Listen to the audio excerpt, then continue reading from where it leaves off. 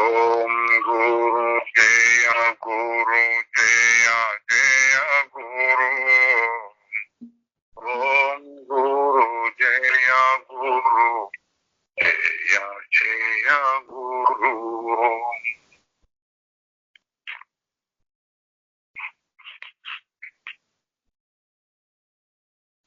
స్థితి ప్రకరణం అయిపోయింది. రోజు శంభో రామచంద్ర, నీవిప్పుడు మహామహిమాన్వితుడు అయినావు. శాంతి మొదలైన గుణాలు నీకు అప్పినాయి. సాత్విక జన్మను కూడా పొంది ఉన్నావు కనుక నీవు తదనుసారంగానే వ్యవహరించు. సంసారాసక్తి అనే మోహములో పడి వ్యవహరించకు. మళ్ళీ కంక్లూషన్లో చెప్తున్నాను. ఇదంతా విన్నందుకు ఏంటి ప్రయోజనం? మళ్ళీ సంసారాసక్తిలో తగులుకున్నాడు. ఎట్లా కుదురుతుంది అంటే ఏ విధంగా ఆత్మను చూసుకున్నందువలన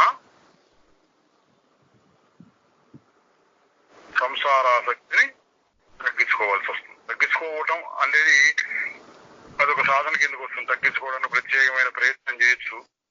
అది కాకుండా సహజంగా వచ్చేది ఏంటంటే, మనం ఏం ప్రయత్నం చేయకపోయినా లోపల ఉన్న ఆనందాన్ని చూసుకోవడం మనం అభ్యాసం చేసుకుంటే బయట ప్రపంచం మీద ఉండేటువంటి అభ్యాసం తగ్గుతూ వచ్చి ఊరకుంటేనే హాయిగా ఉంది, ఎందుకు ప్రపంచం అన్నట్టుగా అనిపిస్తుంది. ఆ విధంగా ఉండిపో అన్నారండి. ఫైనల్ అంటే జీవన్ ముక్తి అనుకోండి. దీన్ని చనిపోయిన తర్వాత వచ్చే మోక్షం అనే దాని గురించి ఎక్కువగా చెప్పరు. అది కూడా అక్కడక్కడ వస్తుంది. దాన్ని విదేహ ముక్తి అంటాం. అటువంటి మాటలు అక్కడక్కడ వస్తున్నప్పటికీ వశిష్ఠ మహర్షి ఎక్కువగా జీవన్ముక్తి లేదా జ్ఞాని యొక్క లక్షణములు ఇటువంటి మాటలతో చెప్తూ ఉంటారు.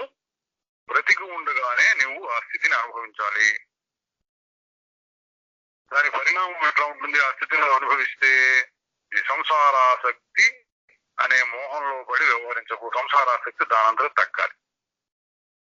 మరి ఎందుకు మళ్ళీ వ్యవహరించకు అని చెప్పడం? ఎందుకంటే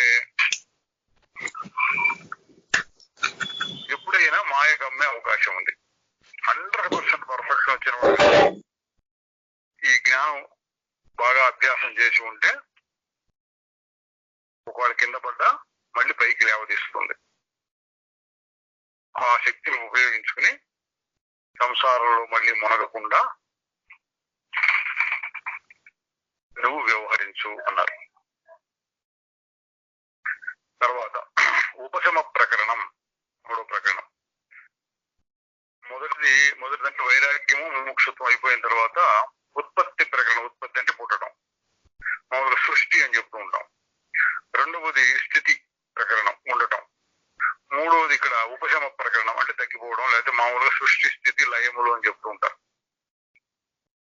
ఎదుగు పెట్టారు కానీ ప్రకరణాల పేర్లు పెద్ద తేడా ఉండదు. కొంచెం ఇంచుమించుగా అన్ని ఒకటే రకంగా ఉంటాయి. అన్నిట్లోనూ ఒకే విధమైన బోధ వస్తుంది. బ్రహ్మం సత్యము, జగత్తు మాయ,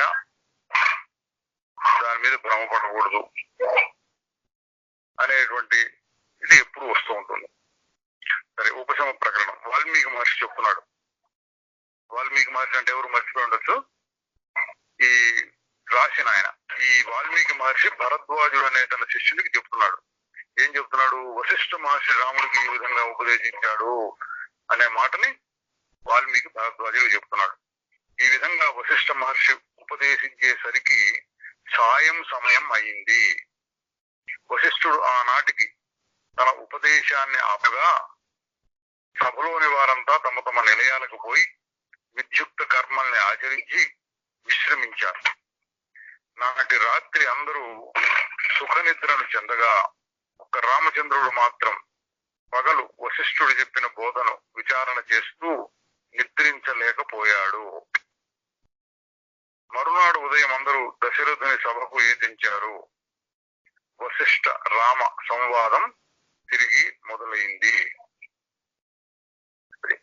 ఆపేశారు, మర్నాడు మొదలు పెట్టారు. మామూలు కథ అనుకోండి. అందులో మనం గ్రహించవలసినటువంటి విషయం ఏంటంటే, ఒక్క రామచంద్రుడు మాత్రం పగలు వశిష్ఠుడు చెప్పిన బోధను విచారణ చేస్తూ నిద్రించలేకపోయాడు. దాన్ని మనం మామూలుగా మననము అంటాం.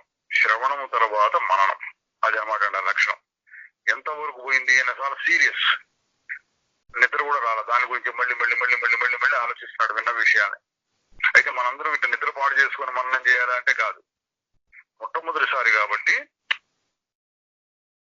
ఆ త్వర అన్నమాట తొందరపడుతున్నాడు అర్థం చేసుకోవాలన్న విషయాన్ని. అందుకని అంత ఆవేశంలో ఉన్నాడు ఆయన, తొందరగా అర్థం చేసుకోవాలి. అంతకుముందు వైరాగ్య ప్రకరణలో తన స్థితిని చెప్పినప్పుడు కూడా అటువంటి ఆసక్తిని తీవ్రతను కనపరిచాడు.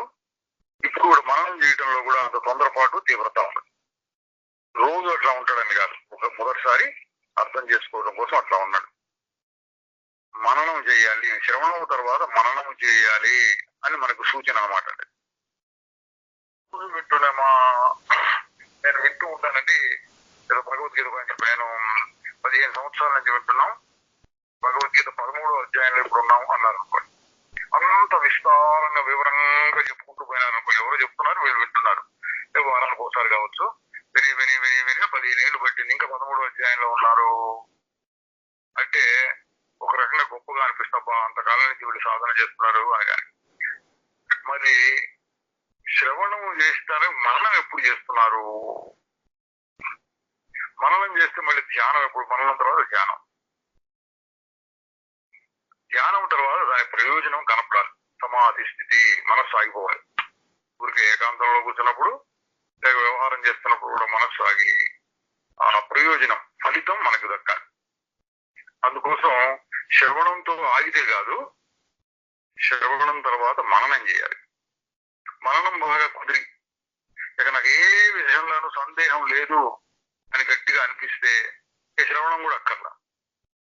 కాదండి ఎప్పుడైనా అనుమానం వస్తుందేమో అంటే, ఎప్పుడైనా అనుమానం వస్తే మళ్ళీ వెళ్ళి ఆ గురువు గారిని ఇంకోళ్ళని అడిగి మళ్ళీ తెలుసుకోవచ్చు. అడగడానికి ఏమి లేదండి, సందేహమే లేదు అంటే తర్వాత ఏం చేయాలంటే విన్నవాళ్ళ బాధ్యత మళ్ళీ మళ్ళీ దాన్ని మననం చేసుకుంటూ ఉండాలి. మననం చేసుకోవడం అంటే ఏంటి? అందరికీ తెలిసిన విషయమే. ఏదో విషయం ఎక్కడికి వెళ్ళొచ్చాం అనుకోండి, చాలా ముఖ్యమో అముఖ్యమో ఏదో వెళ్ళొచ్చాం, ఏదో ఫంక్షన్కి వెళ్ళొచ్చాం. ఆ ఫంక్షన్ ఇట్లా వచ్చింది, ఇట్లా జరిగింది, వాళ్ళు వచ్చారు, వీళ్ళు వచ్చారు, వీళ్ళు వచ్చారు, వీళ్ళు వచ్చారు. మొన్న అక్కడికి ఏదో తీర్థయాత్రకి వెళ్ళొచ్చాం. తీర్థయాత్రకి వెళ్తే అక్కడ గుడి కనపడింది, అక్కడ పూజారి కనపడ్డారు, వాళ్ళు కనపడ్డారు, వీళ్ళు కనపడ్డారు, దర్శనం ఇట్లా అయింది, ఇలా చెప్పుకుంటూ ఉంటారు. మళ్ళీ ఇటువంటి వాటిలన్నింటినీ మననము అనొచ్చు. జరిగిన విషయాన్ని మళ్ళీ మళ్ళీ మళ్ళీ మళ్ళీ ఆలోచించడం. ఆ లక్షణం దాదాపుగా ప్రతి వాళ్ళకి ఉంటుంది. అయిపోయిన దాన్ని బట్టి దాని గురించి మళ్ళీ మళ్ళీ ఉండడం. ఆ లక్షణాన్ని ఇక్కడ ఉపయోగించాలి. కొత్త విషయం ఏం కాదు ఇది మననం అనేది. ఏదో అయిపోయిన విషయాన్ని రకరకాలుగా ఆలోచించి ఎవరన్నా దగ్గర ఉంటే వాళ్ళకి చెప్పుకోవడం, ఎవరు లేకపోతే తనలో తాను ఆలోచించుకుంటూ ఉండటం, దానిని మననం అంటారు. అదే లక్షణాన్ని ఇక్కడ ఏం చెప్పారు ఇవాళ. మొన్న ఏం చెప్పారు? లీలోపాఖ్యానం వచ్చింది, తర్వాత లవణ మహారాజు వచ్చింది, తర్వాత శుక్రోపాఖ్యానం వచ్చింది. అందులో ఏం చెప్పారు? జగత్తంతా మాయ అని చెప్పారు. ఇట్లా ముఖ్యమైన పాయింట్స్. కథ మొత్తం గుర్తెచ్చుకోకల్లా. కథ మొత్తంలో ఆయన ఎక్కడ కూర్చున్నాడు, ఎక్కడ లేచాడు, రాజుగారి పేరేంటి, అవన్నీ గుర్తుండక్కర్లా. ముఖ్యమైన అంశం ఏంటి? సారాంశం. సారాంశం ఏంటి? శుక్రోపాఖ్యానం చెప్పాడు. కేవలం ఆయన భ్రమ వలన, ఆయన ఆలోచన శక్తి వలన ఒక అప్సరస వెంబడబడ్డట్టు, అక్కడ స్వర్గానికి వెళ్ళినట్టు, అక్కడి నుంచి మళ్ళీ పడిపోయినట్టు, ఇంకో జన్మ ఇంకో జన్మ ఇంకో జన్మ అట్టట్టు ఎన్నో జన్మలు ఎత్తినట్టు ఎంత వచ్చింది. అంటే ఏంటి? కేవలం మానసికమైనటువంటి కల్పన. ఈ జన్మలన్నీ కల్పించుకున్నాడు. అదేవిధంగా 5వ ఉపాఖ్యానం 10 మంది బ్రహ్మలు అయిపోయినారు కల్పించుకోవడం వల్ల. అందువల్ల మనం గ్రహించవలసింది ఏంటి? మానసిక సృష్టి. ఈ ప్రపంచం అంతా మానసిక సృష్టి. నాకు కనపడుతుంది అంటే నా మనస్సు యొక్క సృష్టి. నీకు ఎట్లా కనపడుతుంది అంటే కనపడేదంతా మనసులోనే, మనసు లేకపోతే కనపడదు. ప్రపంచం అంటే అర్థం ఏంటి? ప్రపంచం అనేటువంటి అనుభవం. అనుభవం ఎక్కడ కలుగుతుంది? నాలో కలుగుతుంది. అంటే ఎంత చేస్తే సారాంశం ఏంటి అంటే నేనంటే ఎవరు, పరబ్రహ్మం అంటే ఏంటి, ప్రపంచం అంటే ఏంటి, వీటికి వాడికి సంబంధం ఏంటి, ఇట్లా క్లుప్తంగా చెప్పుకోవచ్చు. క్లుప్తంగా 1 నిమిషం 2 నిమిషాలు 3 నిమిషాల్లో వచ్చేస్తుంది సారాంశం. ఆ సారాంశం తీసుకుని మళ్ళీ మళ్ళీ మళ్ళీ మళ్ళీ మళ్ళీ మళ్ళీ ఆలోచిస్తూ ఉంటే మననం అన్నాడు. మననం యొక్క ఉపయోగం ఏమిటి? చేస్తాం, అంతకంటే విన్నది గట్టి పడుతుంది. ఇప్పుడు ఇందాక చెప్పిన ఉదాహరణ అనుకోండి, ఫలానా ఫంక్షన్, ఫలానా వాళ్ళు వచ్చారు, ఫలానా వాళ్ళు వచ్చారు, ఫలానా వాళ్ళు ఈ బట్టలు వేసుకున్నారు, ఈ నగలు పెట్టుకున్నారు, అక్కడికి ఫలానా ఫలానా పెద్ద పెద్ద వాళ్ళు వచ్చారు, వాళ్ళందరూ కూడా ఈ ఫంక్షన్ హాల్లో వెళ్ళి డెకరేషన్ చేసి, ఇవన్నీ 4 సార్లు చెప్పుకున్నాం, గుర్తుంటుంది. 10 సంవత్సరాల తర్వాత కూడా గుర్తుంటుంది 4 సార్లు చెప్పుకుంటే. పిల్లలు చదువుకోమన్నాం అనుకోండి, చదువుకోమంటే ఒకసారి చదువుకుంటే పాఠం అర్థం అవుతుంది, అర్థమైంది కదా అని ఊరుకుంటే పరీక్షలో రాయలేదు. మళ్ళీ 4 సార్లు 5 సార్లు చదివి ఒకటే ప్రశ్న 5 సార్లు 4 సార్లు బట్టి కొట్టడం అంటారు, కంఠస్థం చేయడం, బట్టి కొట్టడం చేస్తే పరీక్షలో రాయగలుగుతారు.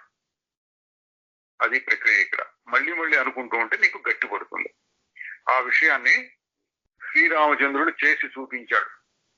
ఆ విషయాన్ని వాల్మీకి మహర్షి ఇక్కడ చెప్పారు. తర్వాత నెక్స్ట్ మళ్ళీ కథలోకి వెళ్తే మర్నాడు సభ ప్రారంభమైంది. ఇక్కడ ఏ సభ? దశరథ మహారాజు యొక్క కొలువు కూటమిలో అందరు పెద్ద పెద్ద వాళ్ళందరూ ఉన్నారు. వశిష్ఠ మహర్షి ఉన్నాడు ముఖ్యంగా. తర్వాత లక్ష్మణ బలశత్రులు కూడా ఉండే ఉంటారు. ఇంకా చాలా మంది మంత్రులు ఉన్నారు. ఇంకా విశేషం ఏంటంటే సిద్ధులు వచ్చారు. ఆకాశంలో ఎక్కడి నుంచో సిద్ధులు వచ్చారట. ఈ వశిష్ఠుడు రాముడు చెప్పుకునేటటువంటి గొప్ప గొప్ప మాటలు చాలా బాగున్నాయని వాడటానంటే వాళ్ళ సిద్ధులు అందరూ వచ్చారు. సిద్ధులు అంటే ఎవరు? అంతకు ముందే వాళ్ళు సిద్ధిని పొందిన వారు. సిద్ధిని పొందిన వాళ్ళు సూక్ష్మ రూపంలో అక్కడక్కడికి తిరుగుతుంటారు. అవసరమైనప్పుడు స్థూలంగా ఒక రూపంలో వచ్చేస్తారు. అట్లా స్థూల రూపాన్ని పొంది దశరథ మహారాజు కొలువుకొచ్చి కూర్చున్నారు. అటువంటి కొలువులో మర్నాడు మళ్ళీ బోధ మొదలైంది. ఏం చెప్తున్నారు? వశిష్ఠుడు చెప్తున్నారు, రఘుకులం అనే సముద్రానికి చంద్రుడు అయినవో రామా, నేను వచించిన వాక్యార్థాన్ని నీవు పూర్వాపర విచారణ చేశావా అన్నాడు. నేను వచించిన వాక్యాన్ని నీవు పూర్వాపర విచారణ చేశావా? ఇదండి ఇందాక మనం చెప్పింది కూడా అదే. మననం అన్నాం కదా, అదే పూర్వం అంటే ముందుది, పరం అంటే తర్వాత. అంటే ఇది ఇట్లా ఉంది, ఇది ఇట్లా మాట్లాడట అయింది, ఆ తర్వాత ఏమవుతుంది? అట్లా పూర్వం పరం, ముందు కనుక ఆలోచించి చేయటం. అంటే మననం చేశావా అని అడుగుతున్నాడు. పూర్వాపర విచారణ చేశావా? మాయాశక్తి చేత ఈ సర్వం సత్ అసత్తుగా ఉంటూ పరమాత్మ కంటే వేరుగా ఉంది అను నేను చెప్పిన మాటలు నీకు గుర్తున్నాయా? అంటే సారం అంతా వశిష్ఠుడే చెప్పారు. మళ్ళీ సారభూతంగా ఏం చెప్పాను? అది నీకు గుర్తుందా అన్నట్టు. ఏం సారభూతం? మాయాశక్తి చేత ఈ సర్వం సత్ అసత్తుగా ఉంటూ పరమాత్మ కంటే వేరుగా ఉంది, ఇదిట సారాంశం అని నేను చెప్పిన మాటలు గుర్తున్నాయా అన్నాడు. ఏంటి సారాంశం? మళ్ళీ చూద్దాం. సత్ అసత్తుగా ఉంటూ, సత్ అసత్ అంటే సత్తుగానే ఉంటుంది, అసత్తుగానే ఉంటుంది, అట్లా ఉంది. ఇది ఒక వస్తువు సత్తన్నా ఉంటుంది, అసత్తన్నా ఉంటుంది. కానీ ఇది ఎట్లా ఉంది? సత్తు అసత్తు రెండు అంటానికి లేదు. ఎందుకు? ఒక దృష్టి చూస్తే సత్తు. ఏంటి సత్తు? ఎప్పుడు ఏదో ఒకటి ఉంటుంది. ప్రపంచం అనేది ఎప్పుడు ఏదో ఒకటి ఎదురుకుండా కనపడుతుంది.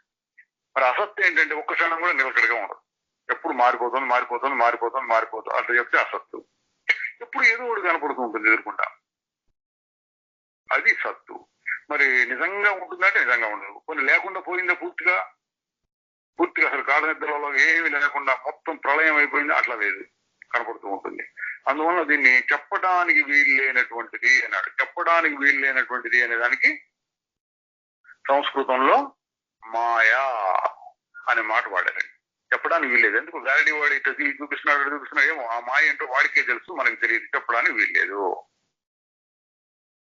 ఎండమావుల్లో నీరు కనిపిస్తుంది. ఎందుకు కనిపిస్తుంది? అదేదో మాయ.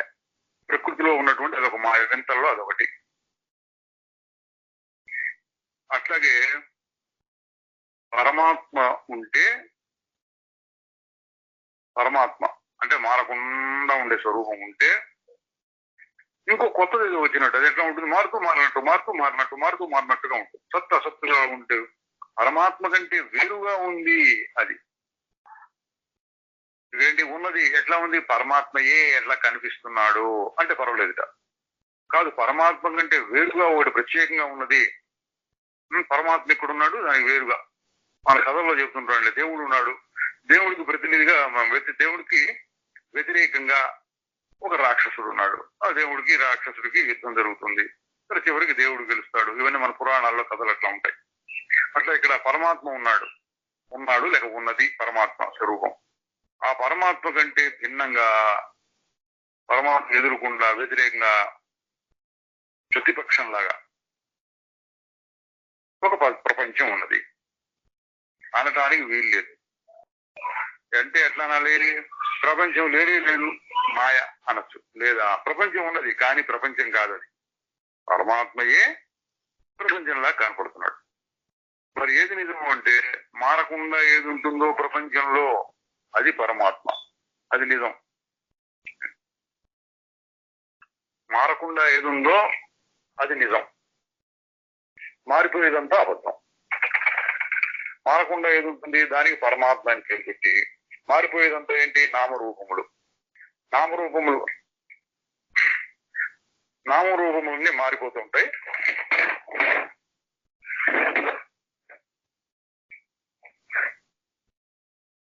ఆ దృష్టితో చెప్పి బాగానే ఉంటుంది. నామరూపము దృష్టితో చెప్పినప్పుడు ప్రపంచం లేదు అంటాం. పరమాత్మయే ఇట్లా కనిపిస్తున్నాడు అన్న దృష్టితో చెబితే పరమాత్మ సత్యము, ఇదంతా గాలిలాగా జరుగుతోంది. ఇది సారాంశం. వశిష్ఠ మాట్లాడుతూ ఇది నీకు గుర్తున్నదా అంటున్నాడు. మాయాశక్తి చేత ఈ సర్వం సత్ అసత్తుగా ఉంటూ పరమాత్మ కంటే వేరుగా ఉంది. పరమాత్మ కంటే వేరుగా ఇట్లా సత్ అసత్తుగా అని నేను చెప్పిన మాటలు నీకు గుర్తున్నాయా? కాలవశం చేత నాశవంతం, ప్రవాహ రూపం చేత అనంతం, దేశవశం చేత అంతం కలిగిన ఈ మాయను నీవు గుర్తించావా? మాయను గుర్తించమంటున్నాను. మాయ అంటే ఏంటి? చెప్పడానికి వీలైనటువంటి ఒకనొక శక్తి. ఏం చేస్తుంది? అది ఉన్నది లేనట్టు, లేనిది ఉన్నట్లు చూపిస్తుంది. పరమాత్మ ఉంటే పరమాత్మ లేదు అనిపిస్తుంది. ఏముంది? ప్రపంచం ఉన్నది అనిపిస్తుంది. ప్రపంచం అంటే ఏంటి? మారిపోయేటటువంటి లక్షణం కలిగినటువంటి ప్రకృతి. ఈ ప్రకృతి ఏమో ఉన్నట్లు కనిపిస్తూ ఉంటుంది, ఎప్పటికప్పుడు ఉన్నది అని భావన కలుగుతూ ఉంటుంది. మరి పరమాత్మ ఉన్నాడంటే ఏమో పరమాత్మ ఏమో తెలియదు అన్నట్టుగా ఉంటుంది. ఇది మాయాశక్తి. మాయను ఏం చెప్తున్నాడు? కాలవశం చేత నాశవంతం. కాలవశం చేత అంటే కొన్నాళ్ళకి ఉండకుండా పోతుంది, తనదరదే పోతుందిట. మొదట్లో పరమాత్మలో మాయ లేదు, పరమాత్మగానే ఉన్నాడు. అందులో ప్రపంచం లేదు, ప్రకృతి లేదు, సృష్టి లేదు, కేవలం పరమాత్మ ఉంటాడు. ఎట్లా? గాఢనిద్రలో మనం ఉన్నట్టు. ఉదాహరణకి పోలిక. నిజంగా ఎట్లా ఉంటాడు నాకు తెలియదు, మీకు తెలియదు, ఎవరికి తెలీదు. పోలిక ఏంటంటే బహుశా గాఢనిద్రలో మనం ఉన్నట్టు ఉంటాడు. సృష్టికి పూర్వం పరమాత్మ ఒక్కడే ఉంటాడు. మళ్ళీ సృష్టి చేసి సృష్టి అంతా అయిపోయిన తర్వాత ప్రళయము అనే మాట వస్తుంది. ప్రళయంలో ఎట్లా ఉంటాడు? మళ్ళీ ఒక్కడే ఉంటాడు. మధ్యలో సృష్టి అనేది ఒకటి కనపడుతుంది. మరి అది నిజమా అబద్ధమా అంటే ఇక్కడ చెప్పింది అంటే మాయ చేదట కనపడుతున్నాడు. కాదు నిజమే ప్రపంచం అనేది రెండు అయిపోతున్నప్పుడు ఒక తల్లిలో నుంచి పిల్ల వచ్చింది అనుకోండి, తల్లి పిల్ల రెండు. ఆ పిల్లకి మళ్ళీ ఇంకొక పిల్ల పుట్టిందని, తల్లి పిల్ల మళ్ళీ పిల్లకి పిల్ల. ఈ విధంగా ప్రపంచం అభివృద్ధి చెందిందా అంటే కాదు. పరమాత్మయే ఇట్లా అయినట్టు అట్లా అయినట్టు ఇట్లా అయినట్టు ఇట్లా అయినా కనపడుతున్నాడు. ఎట్లా కుదురుతుంది అంటే మాయ నాకు అర్థం కాలేదు అంటే అర్థం చేయించటం కోసం ఉదాహరణలు, పోలికలు ఉన్నాయి. వివరించడం కోసం కాదు, ఎక్స్ప్లెయిన్ చేయడం, సైంటిఫిక్ గా ఇట్లా ఇట్లా ఇట్లా అని నిరూపించడానికి లేదు. కానీ పోలిక ఏంటంటే కళ. గాఢ నిద్రలో ఏం లేదు, కళలో అన్ని కనపడుతున్నాయి. ఎట్లా కనపడుతున్నాయి? ఏమో ఎట్లాగో కనపడుతున్నాయి. దాన్ని మాయ అన్నాడు. కాలవశం చేత నాశవంతం అంటే కొన్నాళ్ళవి పోతుంది. ఇప్పుడు కనపడ్డా ప్రళయంలో అంత పోతుంది. ప్రవాహ రూపం చేత అనంతం. ఇది ప్రవాహ రూపంతో అనంతం అన్నాడు. ఇది ఒక మాట. ప్రవాహ రూపంలో ఒక నది దగ్గరికి వెళ్ళాం అనుకోండి, ఇది గోదావరి నది ఉంది. నదిలో నీళ్లు పోతున్నాయి. మనం చూసి గోదావరి, ఇది గోదావరి అంట. ఏది గోదావరి? ఒడ్డులో మట్టి గోదావరి. అది నీళ్ల కింద కూడా ఉంటుంది ఒక ఛానల్, టన్నెల్ లాగా. అది మట్టి, అది గోదావరి. నీరు గోదావరి అంటే నీరునే గోదావరి అంటాం. నీరేమో వెళ్ళిపోతుంది. ఎప్పటికప్పుడు కొత్త నీరు వస్తుంది, పాత నీరు పోతుంది. ఇప్పుడు ఏది అంటే దాన్ని ప్రవాహ సత్యత్వం అన్నాడు. నీరు ఎప్పుడు నిలకడగా ఉండదు, ప్రతి అణువు ప్రతి క్షణం మారుతూనే ఉంటుంది. కానీ మొత్తం మీద ఎప్పుడు ఏదో ఒకటి ఉండటం చేత అది ఒక నది అక్కడ ఉన్నది అని మనకు అనిపిస్తుంది. దాన్ని ప్రవాహ సత్యత్వం అంటాడు. ఈ ప్రపంచం కూడా అటువంటిది. ఎప్పుడు ఏదో ఒకటి ఏదో ఒకటి ఏదో ఒకటి ఏదో ఒకటి వస్తూ ఉంటుంది. ఎప్పుడు చూసినా ఏదో ఒకటి ఉంటుంది. ఆ దృష్టితో చూస్తే ఇది సత్యం. మరి నిన్న ఉన్న వస్తువు ఇవాళ లేదు, ఆ దృష్టితో చూస్తే అసత్యం. అందువల్ల చూడండి ఎలా వర్ణిస్తున్నాడు. వర్ణన ఏంటి? నా కాలవశం చేత, కాలప్రశం చేత అంతం అంటే ప్రళయంలో పోతుంది. ప్రవాహ రూపం చేత అనంతం, ఎప్పుడు ఏదో ఒకటి వస్తుంటుంది. అనంతం, ఇది ఎడతెరిగి లేకుండా ఏదో వస్తూనే ఉంది.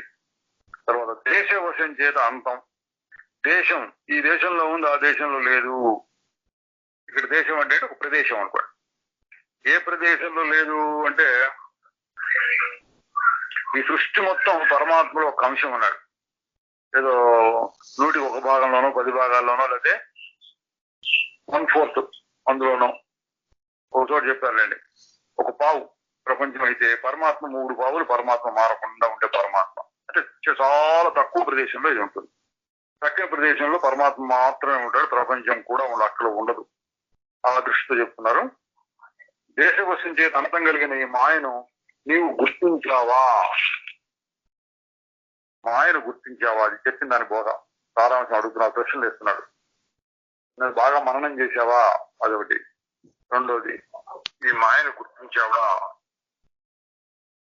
చిత్తమే మనుజుడు గాని అన్యమేమీ లేదు అని నేను చెప్పిన దాన్ని నువ్వు చక్కగా జ్ఞాపకం ఉంచుకున్నావా? చిత్తం మాత్రమే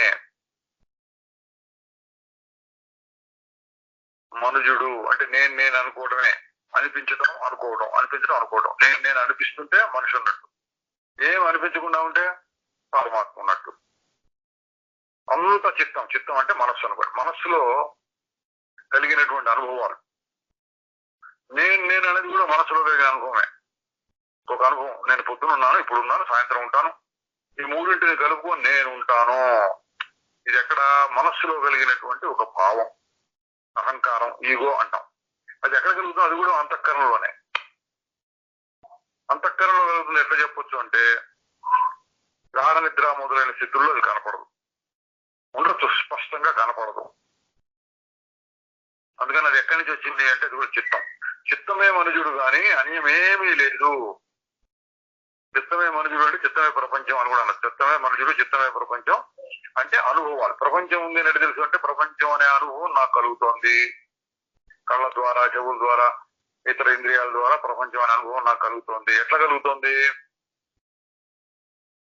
మనస్సులో కొన్ని అనుభవాలు. అనుభవం అంటే ఏంటి? ఏదో ఉంది అని అనిపించటం.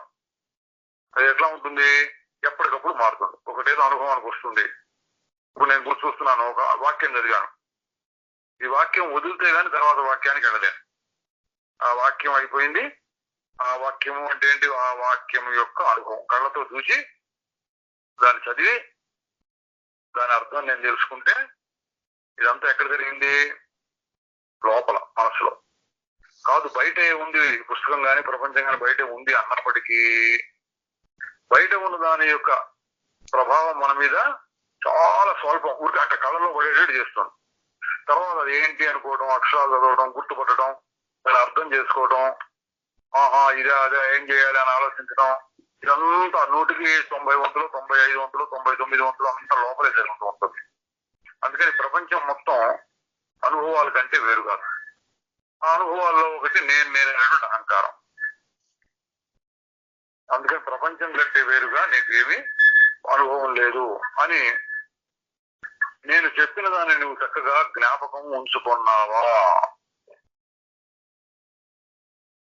ఓ రామా, నిన్నటి రోజు నేను చెప్పిందంతా బాగా విచారించి రాత్రి మననం చేసి హృదయంలో స్థిరపరుచుకున్నావా? అంటే శ్రవణం తర్వాత ఏం చేయాలంటే మననం చేయాలి. అందుకని నేను అడుగుతున్నాడు, నువ్వు వినే వదిలేసావా? నువ్వు మళ్ళీ స్వయంగా ఏమైనా కృషి చేసావా? పలుమార్లు విచారించి మననం చేసి హృదయంలో గట్టిపరచుకున్నది మాత్రమే మోక్ష ఫలాన్ని ఇస్తుంది. ఊరికే వెంటే లాభం లేదు. ఇక్కడ చాలా స్పష్టంగా చెప్పారండి. ఇక్కడ పలుమార్లు విచారించి అప్పుడప్పుడు మనకి జనక మహారాజు ఒకసారి చెప్పంగానే ఉన్నాడు, మనకి అష్టావక్ర గీతలో ఏదో 20 శ్లోకాలు చెప్పేటప్పుడు ఈయన జ్ఞానం కలిగింది అన్నారు. అట్లాగే ఉపనిషత్తులో కూడా వస్తుంది జనక మహారాజు కదా, అట్లాగే చాలా చోట్ల వస్తుంది. అట్లా చెప్పడం అవసరం అయితే ఏదైనా 1 2 ప్రశ్నలు వేయటం, సరే సరే అని అంగీకరించడం, అయిపోయింది. ఈ తర్వాత కథ ఉండదు అక్కడ. అట్లా కాదు, అది జరగచ్చు. జనక మహారాజు లాంటి వాళ్ళకి, లేక సుఖ మహర్షి లాంటి వాళ్ళకి చాలా స్వల్ప సమయంలో అప్పటికప్పుడే కానీ, లేదా అతి కొద్ది విచారణ మీద కానీ వాళ్ళకి ఫలించి అట్లా నిలబడిపోతారు. ఎక్కువ మందికి అది పనికిరాదు. అందుకని సామాన్య సాధకులు, సామాన్య అంటే యావరేజ్, సగటు సాధకుడికి ఏం చేయాలంటే పలుమార్లు విచారించి మళ్ళీ మళ్ళీ ఇట్లాగా అట్లాగా ఇదేంటి నేనెవరు, ప్రపంచం ఏంటి, ఇట్లా ఆలోచించడం. అది వినటంలో, శ్రవణంలో కూడా విచారం వస్తుంది, మననంలో కూడా తనకు తాను ఆలోచించిన దాంట్లో కూడా విచారం వస్తుంది. అట్లా విచారించి మననం చేసి హృదయంలో గట్టి పరుచుకున్నది మాత్రమే మోక్ష ఫలాన్ని ఇస్తుంది. హృదయంలో గట్టిపరుచుకోవాలి, బాగా గట్టిపడాలి. ఏం గట్టిపడాలంటే మనం చూసా ఎన్నిసార్లు మనం ఏదైనా విషయం, పిల్లలు చదువుతున్నారు అనుకోండి, చిన్నప్పుడు ఎక్కాలు చదువుకునేవాళ్ళం. ఏదో 3 1 3 3 2 6, ఇప్పుడు ఇంగ్లీష్ 3 1 3 ఇట్లా చెప్తున్నారు. అది ఎన్నిసార్లు చదవాలి అంటే 10 సార్లు 15 సార్లు 20 సార్లు చదివితే నోటుకు వస్తాం. ఇది అర్థం పర్థం ఉండదు. ఏంటో ఇట్లా చెప్పారు, మనం గట్టిగా చదివి అర్థం చేసుకోవాలంటే, అర్థం చేసుకోవడం గట్టిగా చేసి కంఠస్థం అడిగిన చోట రావాలి. అట్లా ఎంతవరకు రావాలి? ఏదో టేబుల్స్ 10వ ఎక్కము లేకపోతే 20వ ఎక్కం దాకా రావాలి. ఎక్కం వచ్చింది, పిల్లలు ఏంటి అర్థం ఎక్కాలంటే కూడా ఏం అర్థం కాదు. రోజు ఒకసారి చెప్తారు, మాస్టర్ గారు చెప్తారు, ఇంటి దగ్గర మళ్ళీ చదివిస్తారు, మళ్ళీ చెప్తారు, చేయంగా గట్టిపడుతుంది. అది గట్టిపరుచుకోవడంలో ఉన్నటువంటి పద్ధతుల్లో ఒకటి ఏంటంటే మళ్ళీ మళ్ళీ మళ్ళీ మళ్ళీ చేయటం. ఇట్లా కొన్నాను. ఇంకొకటి ఏంటి, ఒక్కసారి విన్నా సరే అది గట్టిపడిపోవాలంటే బాగా తీక్షణమైనటువంటి మనస్సు ఉండాలి. చాలా తీవ్రమైనటువంటి, అప్పటికప్పుడు ప్రపంచం అసలు ఏం కనబడకుండా అది మాత్రమే పట్టుకుని అప్పటికప్పుడే ఏమైనా సందేహం వస్తే వెంటనే అడిగేసి బాగా గట్టిగా హత్తుకునేటట్టు పడిపోవాలి. అట్లాంటివి కూడా ఉంటాయి కొన్ని ఒకేసారి జరుగుతుంది. ఏదో మన జీవితంలో ఒక అనుభవం ఒకసారి ఉండొచ్చు, అది నిలబడిపోతాం. ఉదాహరణకి ఒకసారి కాలితే తెలుస్తుంది అని అనుకోండి. పిల్లలు నిప్పు దగ్గర పోతుంది అంటే వినరు. ఒకసారి ఎప్పుడో కొంచెం కాలింది అనుకోండి, అప్పటి నుంచి వాళ్ళకు మనసు పడి ఉంటుంది, అమ్మో నిప్పు దగ్గరికి వెళ్తే జబ్బు కాలుతుంది, జాగ్రత్తగా ఉండాలి. అది ఒక్కసారి జరిగినా సరే అనుభవం గుర్తుండిపోతుంది. అట్లా కూడా జరగచ్చు. మనస్సు పరిస్థితిని బట్టి, మనసులో ఉన్న తీవ్రతను బట్టి. సాధారణంగా చెప్పేది ఏంటంటే సగటు సాధకుడికి ఇక్కడ చెప్పింది పలుమార్లు విచారించి, పలుమార్లు చాలాసార్లు మననం చేసి హృదయంలో గట్టిపరుచుకున్నది మాత్రమే మోక్ష ఫలాన్ని ఇస్తుంది. హృదయంలో గట్టిపరుచుకోవాలి. గట్టిపరుచుకోవడం ఏంటంటే మళ్ళీ చెల్లించకూడదు. అది గట్టిపడటం అంటే. విన్నప్పుడు బాగానే ఉంది, ప్రపంచం లేనే లేదు అన్నాం, మనకేదో బయటికి వెళ్ళగానే చిన్న సమస్య రాగానే అందులో అయ్యో ఎట్లా అంటాం. ప్రపంచం లేదు కదా అంటే ఏమో ఉన్నదనే అనిపిస్తుంది, నాకు బాధ కలుగుతుంది. అది అంటే ఏంటి, జ్ఞానం కలిగింది కానీ ఇంకా గట్టి పడలేదు. స్థిత ప్రజ్ఞ అంటారు భగవద్గీత. స్థిత ప్రజ్ఞ, గట్టిపడిన జ్ఞానం. జ్ఞానం గట్టి పడకపోతే ఏమవుతుందండి, దానికి ఫలితం రాదు. మరి ఎందుకు పనికి వస్తుందంటే విన్నందుకు కూడా కొంత ఫలితం వస్తుంది. మనం చెప్పి ఏం ఫలితం అంటే ఒక పుణ్యకర్మ లాంటిది, అటువంటి ఫలితం కలగచ్చు. లేదా ఇంకొంచెం సీరియస్ గా కనుక వినుంటే ఎప్పటికైనా ఉపయోగిస్తుంది. క్రమక్రమంగా వాడికి ఏదో ఒక రోజున గుర్తొస్తుంది, ఈ జన్మలో కాదు వచ్చే జన్మలో గుర్తొస్తుంది. ఆ విధమైనటువంటి ప్రయోజనం ఉంటుంది. సరైన ప్రయోజనం ఇప్పటికిప్పుడు. అంటే జీవన్ముక్తి కావాలి అంటే ఈ పద్ధతి పలుమార్లు విచారించి మననం చేసి హృదయంలో గట్టిపరచుకున్నది మాత్రమే మోక్ష ఫలాన్ని ఇస్తుంది. అనాదరం చేత అంటే ఉపదేశాన్ని స్థిరపరచుకోకపోతే ఆ ఫలం దొరకదు. ఖచ్చితంగా చెబుతానండి. ఇట్లా చేస్తే దొరుకుతుంది, ఇట్లా చేయకపోతే దొరకదు అని రిపిటేషన్. మళ్ళీ ఇంకో రకంగా చెప్పడం అంటే మనకి ఈ విషయాన్ని గట్టి చేస్తాం. ఏంటి, ఇక్కడ చేస్తే గట్టిపడుతుంది, లేదా గట్టిపడదు, ఉపయోగించదు. అనాదరం చేత, అనాదరం అంటే అది పట్టించుకోకపోవడం. ఏదో ఎన్నో వింటుంటాం మనం, రోజు సినిమా చూస్తుంటాం, సీరియల్స్ చూస్తుంటాం, వాళ్ళు కబుర్లు చెప్పుకుంటుంటాం. వాటిని నువ్వు గట్టిగా పట్టించుకో మనం. అది అనాదరం. ఎందుకు? ఏదో కాలక్షేపం కోసం చేసాం, వాటి వల్ల ఉపయోగం లేదు. ఆదర భావం అంటే ఏంటి? కొంచెం గౌరవించి మళ్ళీ 2 సార్లు దాన్ని చేసుకుని అది గొప్ప విషయం అని అనుకుంటే అది ఆదరించినట్టు. ఇక్కడ నువ్వు అనాదరం చేత అట్టి ఉపదేశాన్ని స్థిరపరచుకోకపోతే, స్థిరం చేసుకోకపోతే ఆ ఫలం దొరకదు. ఏ ఫలం అని చెప్పిన? మోక్ష ఫలం అన్నాడు. గట్టిపరుచుకున్నది మాత్రమే మోక్ష ఫలాన్ని ఇస్తుంది, లేకపోతే మోక్షం అనేటువంటి ఫలం దొరకదు. పుణ్యకర్మ అన్నాడు, భగవద్గీత చెప్తాడు. యోగం కొంతవరకు చేసిపోతే ఏమవుతుందంటే పుణ్యలోకాలు, పుణ్యం చేసిన వాళ్ళు ఏ లోకాలకు వెళ్తారో ఆ లోకాలకు వెళ్తారు. నీకు వేస్ట్ చేయలేదు, అంతవరకు గ్యారెంటీ అన్నమాట. ఇతరత్ర ఏదో తీర్థయాత్రలు, దానాలు ఇటువంటివి వేస్తారు కదండి, వాళ్ళకి పుణ్యం ఏదో స్వర్గం ఇంకో లోకం ఏదో ఉంటుంది. ఆ విధంగా ఈ జ్ఞాన విచారణ కూడా చేసి పూర్తి ప్రయోజనం పొందకపోతే ఏం జరుగుతుంది అంటే పుణ్యకర్మ చేసిన వాళ్ళకి వచ్చే పుణ్యం వస్తుంది. అది పెద్ద చెప్పుకోదగింది కాదు. అసలైన ఫలం మోక్ష ఫలం. మోక్ష ఫలం రావాలంటే గట్టి చేసుకో అని వశిష్ఠుడు శ్రీరామచంద్రుడు చెప్పాడు. శ్రీరామచంద్రుడు చెప్పాడు అంటే నేను చదువుకున్నా వింటూ ఉన్న వాళ్ళందరికీ చెప్పినట్లు. చదివిన దాన్ని మళ్ళీ మళ్ళీ మననం చేసుకోవాలి. ముఖ్యంగా వ్యవహార సమయంలో గుర్తు చేసుకోవాలి. వ్యవహార సమయంలో మనస్సు కాస్త అటు ఇటు చెలించినప్పుడు దాన్ని గుర్తు చేసుకుంటే గట్టిగా నిలబడుతుంది. ఆ అభ్యాసం కూడా చేయాలి. సరే, శ్రీరాముడు విన్నాడు. వినేమంటున్నాడు? సర్వధర్మజ్ఞుడా, భగవంతుడా, మీరు ఉదార బుద్ధితో ఉపదేశించిందంతా నేను గ్రహించగలగటం కూడా మీ శక్తి విశేషమే. అంటే గ్రహించాను అని డైరెక్ట్ గా చెప్పకుండా తిప్పి తిప్పి చెప్తున్నాడు. అంటే వినయంగా అనమాట. మీరు చెప్పిందంతా, మీరు ఉపదేశించింది నేను గ్రహించగలగడం కూడా మీ శక్తి విశేషమే. అంటే నేను మీ శక్తి విశేషం వల్ల నేను గ్రహించాను అనేది సారాంశం. గౌరవప్రదంగా వినయంగా అలా చెప్పారు. తమ ఆదేశాన్ని అనుసరించి నేను విచారించాను అంటే ఇక్కడ మననం చేశాను.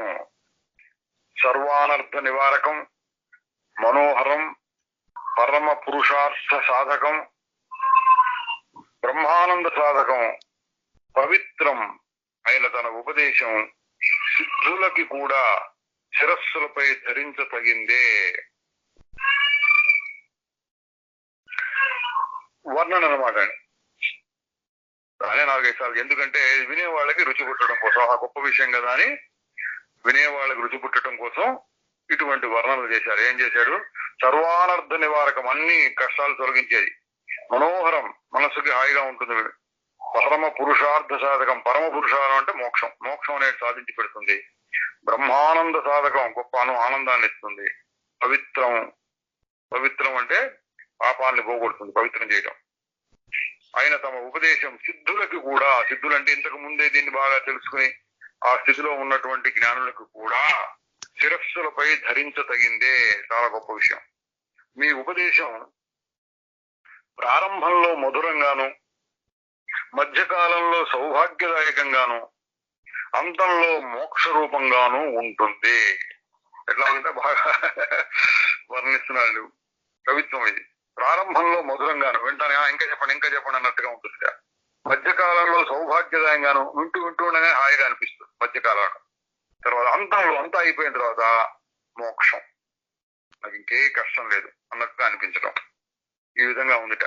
ఇది వశిష్ఠ మహర్షి యొక్క బోధ ఈ విధంగా ఉందని శ్రీరాముడు చెప్తున్నాడు. సకల శాస్త్ర విచారణలలోనూ విశారదుడైన వాడా, పుణ్యం అనే జలానికి విశాలమైన సరస్సు వంటి వాడా, అంటే ఆయన దగ్గర పుణ్యం బాగా ఉందని. పాప విధ్వంసకుడా, మమ్మల్ని పరిశుద్ధుల్ని చేయటం కోసంగా మీ ఉపదేశాన్ని మరలా అనుగ్రహించండి చెప్పండి అంటాడు. ఎవరి కోసం అంటే శ్రీరామచంద్రుడి కోసం అని మనం అనుకోవడం అంత మంచిది కాదు. శ్రీరామచంద్రుడు కూడా అవతార పురుషుడు. జనక మహారాజు లాగా లేదా సుఖ మహర్షి లాగా ఒకసారి 2 సార్లు చెప్తే అర్థం చేసుకోగలిగిన వాడే. మరి ఇంత గ్రంథం ఎందుకు అంటే శ్రీరామచంద్రుడికి చెప్పినట్లుగా మనకి చెప్పడం. శ్రీరామచంద్రుడి కోసం కొద్దిగా చెప్పుండొచ్చు, క్లుప్తంగా చెప్పుండొచ్చు. దాన్ని బాగా విశాలంగా విస్తరించి ఎక్కువగా చెప్తున్నారు. ఎందుకు ఇంతకుముందు చెప్పాను. ఇంత పైన వచ్చింది ఏంటి, శ్రవణము తర్వాత మననం చేశావా అని అడిగాడు. చెయ్యాలి అని చెప్పుకున్నాం. ఆ మననం నాకు కుదరట్లేదండి, మనసు ఎటేటో పోతుంది అనే వాళ్ళకు ఉపయోగిస్తుంది. ఒక్కసారి ఈ పేరా చదివితే, ఒక పేరాలో 2 పేరాలు, 1 పేజీ 2 పేజీ 3 పేజీలు చదివితే ఆ విషయాన్ని మననం చేసినట్లు అవుతుంది. కొత్త విషయం లేదు. కొత్త విషయం ఏమన్నా ఉంటే శ్రవణం చేసి అవసరమైతే ప్రశ్నలు అడిగి బాగా అర్థం చేసుకోవాలి. అదే విషయం మళ్ళీ మళ్ళీ మళ్ళీ మళ్ళీ మళ్ళీ మళ్ళీ చెప్తున్నారు అంటే అర్థం ఏంటంటే మననం జరుగుతోంది. అంటే మనం ఏ విధంగా మననం చేయాలి అనేటువంటి పుస్తకంలో ఉంది. ఈ గ్రంథాన్ని చదువుకుంటూ పోతే మననం చేసినటువంటి ఫలితం కలుగుతుంది. సంశయాలు అంటే అనుమానాలు ఉన్న వాళ్ళు చదివితే శ్రవణం కిందకు వస్తుంది. వాళ్ళు చదివి అర్థం చేసుకుని ఏమైనా అందులో అనుమానాలు ఉంటే చెప్పగలిగిన వాళ్ళ దగ్గరికి వెళ్ళి అనుమానాలు తీర్చేసుకోవడం, అదంతా శ్రవణం కిందకు వస్తుంది. నాకు ఇంకా అనుమానం ఏం లేదు, అయినా సరే కాసేపు చదువుకుంటానే పుస్తకం అంటే అది మననం కిందికి వస్తుంది. అంటే అదే విషయాన్ని మళ్ళీ మళ్ళీ చెప్పడం. కొత్త విషయం అయినా చెప్తే మళ్ళీ శ్రవణం, కొత్త విషయం లేదు మళ్ళీ మళ్ళీ అదే చెప్తున్నారు. మన కోసం అనుకోవాలి. ఇది శ్రీరామచంద్రుడు లాంటి మహాత్ముడికి ఇంత అక్కర్లా. మనకి అష్టావకర గీతలో వస్తుంది చూడండి, దేహమును వేరు చేసుకుని చైతన్యమునందు విశ్రమించి ఉందువేని ఇప్పుడే సుఖము శాంతి మోక్షము అన్నాడు. అది గుర్తుపెట్టుకుంటే శ్రీరామచంద్రుడు కూడా అటువంటి స్థితి గలవాడే. 1-2 శ్లోకాలు 10 శ్లోకాలు చాలు. మరి 32,000 శ్లోకాలు ఎందుకంటే మన కోసం.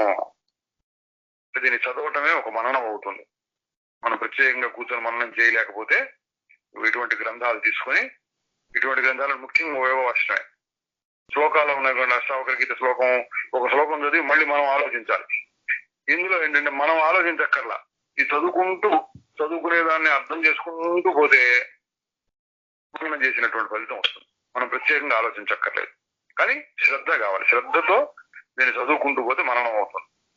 ఆ ప్రయోజనం ఉంది కాబట్టి వశిష్ఠ మహర్షి మళ్ళీ శ్రీరాముడికి చెప్పినట్లుగా మనకి సూచిస్తున్నారు. సుందరాకారుడు అయిన ఓ రామచంద్ర, ఇప్పుడు ఉత్తమ సిద్ధాంతాలతో కూడిన ఉపశమ ప్రకరణాన్ని సావధాన చిత్తంతో విను. మళ్ళీ చెప్తున్నాను, విను. మంచి స్తంభం చేత పెద్ద మండపం నిలబెట్టబడేలాగు, పిల్లర్స్ అంటారు పెద్ద స్తంభాలు. మరి దేవాలయాల్లో అక్కడ చూస్తే పెద్ద పెద్ద స్తంభాలు. పూర్వం ఒక రాయితో చెక్కేవాడు.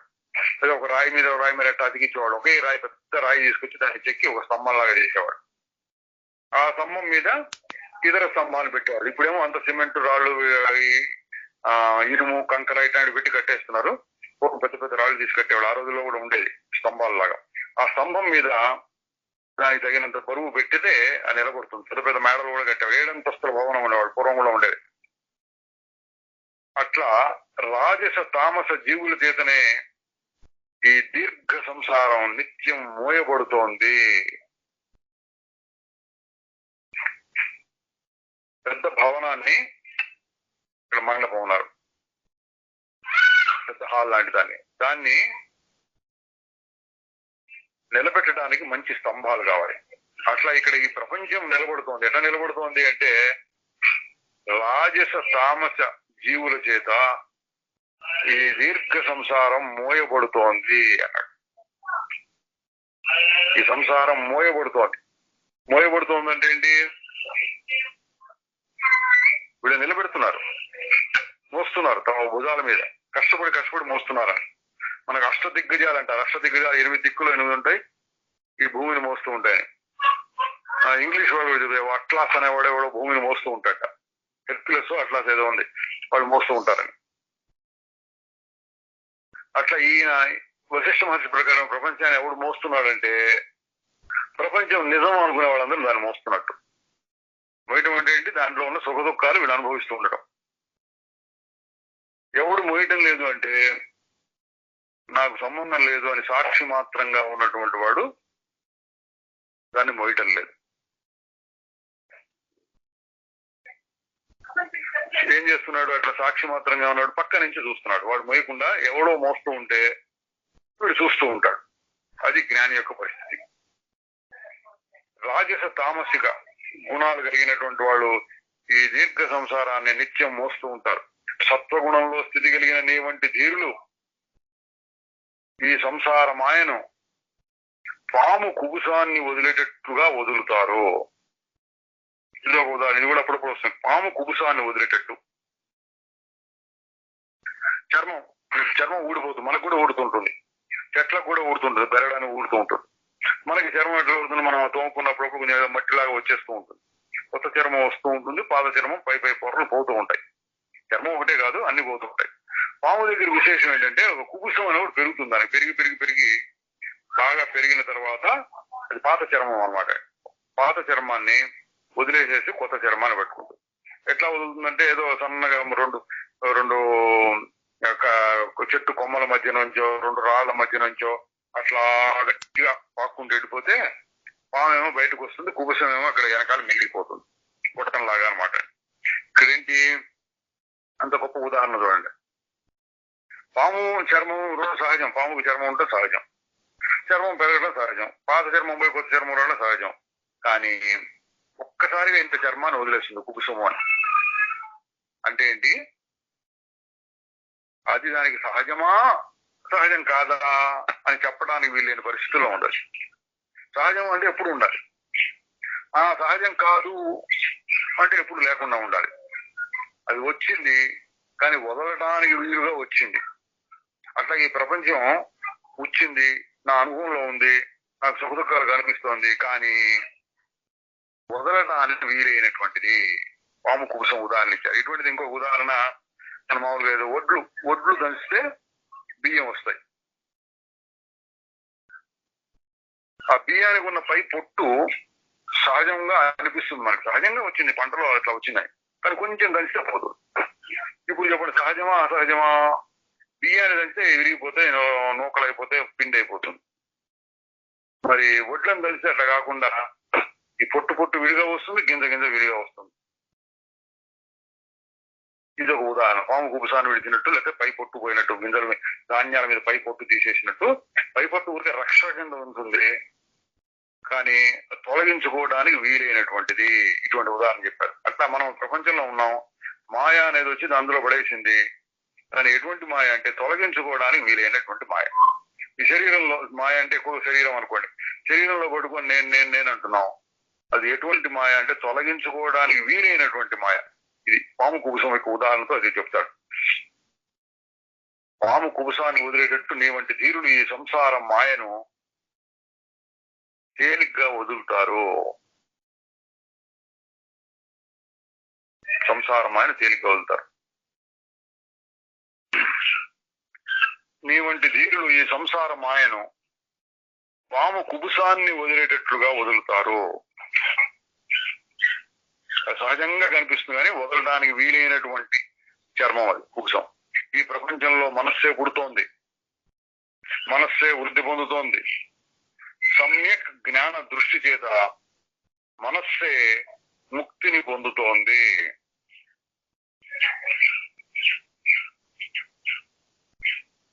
మనస్సే పుడుతోంది, మనస్సే వృద్ధి పొందుతోంది, మనస్సే ముక్తిని పొందుతోంది. అంటే పరమాత్మ మాత్రమే ఉన్నది, అది యథార్థం. పరమాత్మ అంటే శుద్ధ చైతన్యం. మరి అందులో నుంచి ఒక కదలిక వచ్చింది.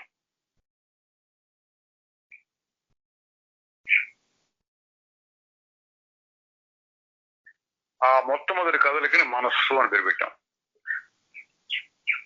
మనస్సులో రకరకాల కదలికలు వస్తున్నాయి, అదంతా ప్రపంచం.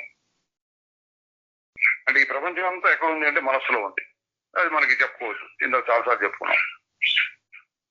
ఆ ప్రపంచం ఎక్కడుంది, ఆ మనస్సు ఎక్కడుంది? ప్రపంచం అంతా మనస్సులో ఉంటే మనస్సు ఎక్కడుంది? శుద్ధ చైతన్యంలో వచ్చినటువంటి ఒకానొక చలనం మనస్సులాగా కనపడుతోంది. అంటే ఇప్పుడు ఏం జరిగిందంటే ఇంత పెద్ద ప్రపంచాన్ని సృష్టి చేయక్కర్లా పరమాత్మ, ఒక్క మనసును సృష్టి చేస్తే చాలు. మనస్సును సృష్టి చేస్తే మనస్సు తాను మళ్ళీ సృష్టి చేసుకుంటుంది ప్రపంచాన్ని. అయితే ఇక్కడ ఏంటి, నా మనసు ఇంత చిన్న మనసు, నా మనసు నేను చచ్చిపోయినాక ఎంతో మంది ఉంటారు వాళ్ళందరూ కనపడుతున్నా అంటే ఈ మనస్సు కూడా ఇక్కడ నా మనస్సు కాకుండా ఉత్త మనస్సు అనండి. ఉత్తగా మనస్సు అంటే పరమాత్మ యొక్క మనస్సు అని చెప్పుకోవచ్చు. పరమాత్మ మనస్సు ఏంటంటే పరమాత్మ మనస్సు కాదు, నీ మనస్సు కాదు, నా మనస్సు, ఏదో ఒక మనస్సు ఉంది. శుద్ధ చైతన్యము మనస్సు, రెండు పదార్థాలు ఉన్నాయి. ఆ మనస్సులో ఈ ప్రపంచం అంతా చూసుకోండి. మరి నా మనస్సు ఏంటంటే ఆ మనస్సులో ఈ మనస్సు ఒక భాగం, చిన్న భాగం. అసలు మనస్సు అంటే సృష్టి అంతా నిండినటువంటిది, పరమాత్మను ప్రపంచంగా చూపించేటటువంటిది. ఇందాక మాయ అన్నాడు, ఇప్పుడు దాన్నే మనస్సు అనొచ్చు. అందులో ఒక చిన్న భాగం నా మనస్సు. ఈ మనస్సే పుడుతోంది, మనస్సే వృద్ధి పొందుతోంది. మంచి జ్ఞానం కలిగినప్పుడు మనస్సే ముక్తిని పొందుతోంది, తనకు తానే జ్ఞానం కలిగించుకుని తనకు తానే మోక్షం పొందుతుంది. శ్రీరాముడు, ఓ ముని, ముల్లోకాల్లోనూ మనస్సే సంసారి అని, అదే జనన మరణాలని పొందేదని తమ కృప చేత నేను తెలుసుకున్నాను. ఇంతకుముందు తెలుసుకున్నాను, మళ్ళీ ఇప్పుడు మీరు చెప్పారు ఏంటి? మనస్సే సంసారం. సంసారాన్ని పొందేది ఎవరంటే మనస్సే. సుఖ దుఃఖాలు ఎవరు కలిగిన మనస్సే. ఈ రజోగుణం, తమోగుణం, సత్వగుణం ఇట్లాంటి అవి ఎవరికి ఉన్నాయంటే మనసుకే. నేను అహంకారాన్ని మనసుకే, అన్ని మనసుకే ఉన్నాయి. ఈ విషయాన్ని తమ కృప చేత నేను తెలుసుకున్నాను. మనస్సే సంసారనే, అదే జనన మరణాలని పొందుతుందని. ఎవరు జనన మరణాలు పొందేటువంటి జీవుడు ఎవరు అని ప్రశ్న వేస్తే మనస్సే అన్నారు. నిజమైన ఆత్మకు అంటే శుద్ధ చైతన్యానికి జన్మలు లేవు, ఎప్పుడు ఒకటే రకంగా ఉంటుంది. ఈ మనస్సు ఒక చోటు నుంచి ఒక చోటు తిరుగుతూ ఉంటే జన్మ వచ్చినట్టు అనిపిస్తుంది. మరి ఆత్మ ఏం చేస్తుందంటే జన్మలు ఎత్తుతూ ఉన్న మనస్సుని వెంబడించి నాకు జన్మలు ఉన్నాయి, నేను సుఖ దుఃఖాలు పొందుతున్నాను అని భావించుకుంటూ ఉంటుంది. తాదాత్మ్యం అనమాట. మనస్సుకి అవి జరుగుతూ ఉంటే నాకే జరుగుతున్నట్టు అనిపించడం. అసలు సంసారి ఎవరు అంటే మనస్సు. తెలుసుకునేందుకు మనం దీన్ని చాలాసార్లు చెప్తే ఎవరు మనం ఎట్లా ఉపయోగించుకోవాలంటే, సరే సంసారం మోక్షం తర్వాత చూసుకుందాం. సుఖ దుఃఖాలు కలుగుతూ ఉన్నప్పుడు మనం చాలాసార్లు చెప్పాం. సుఖ దుఃఖాలు కలుగుతున్నప్పుడు ఎవరికి అని ప్రశ్న వేసుకుంటే నాకు మొట్టమొదటి వచ్చే సమాధానం నేనెవరు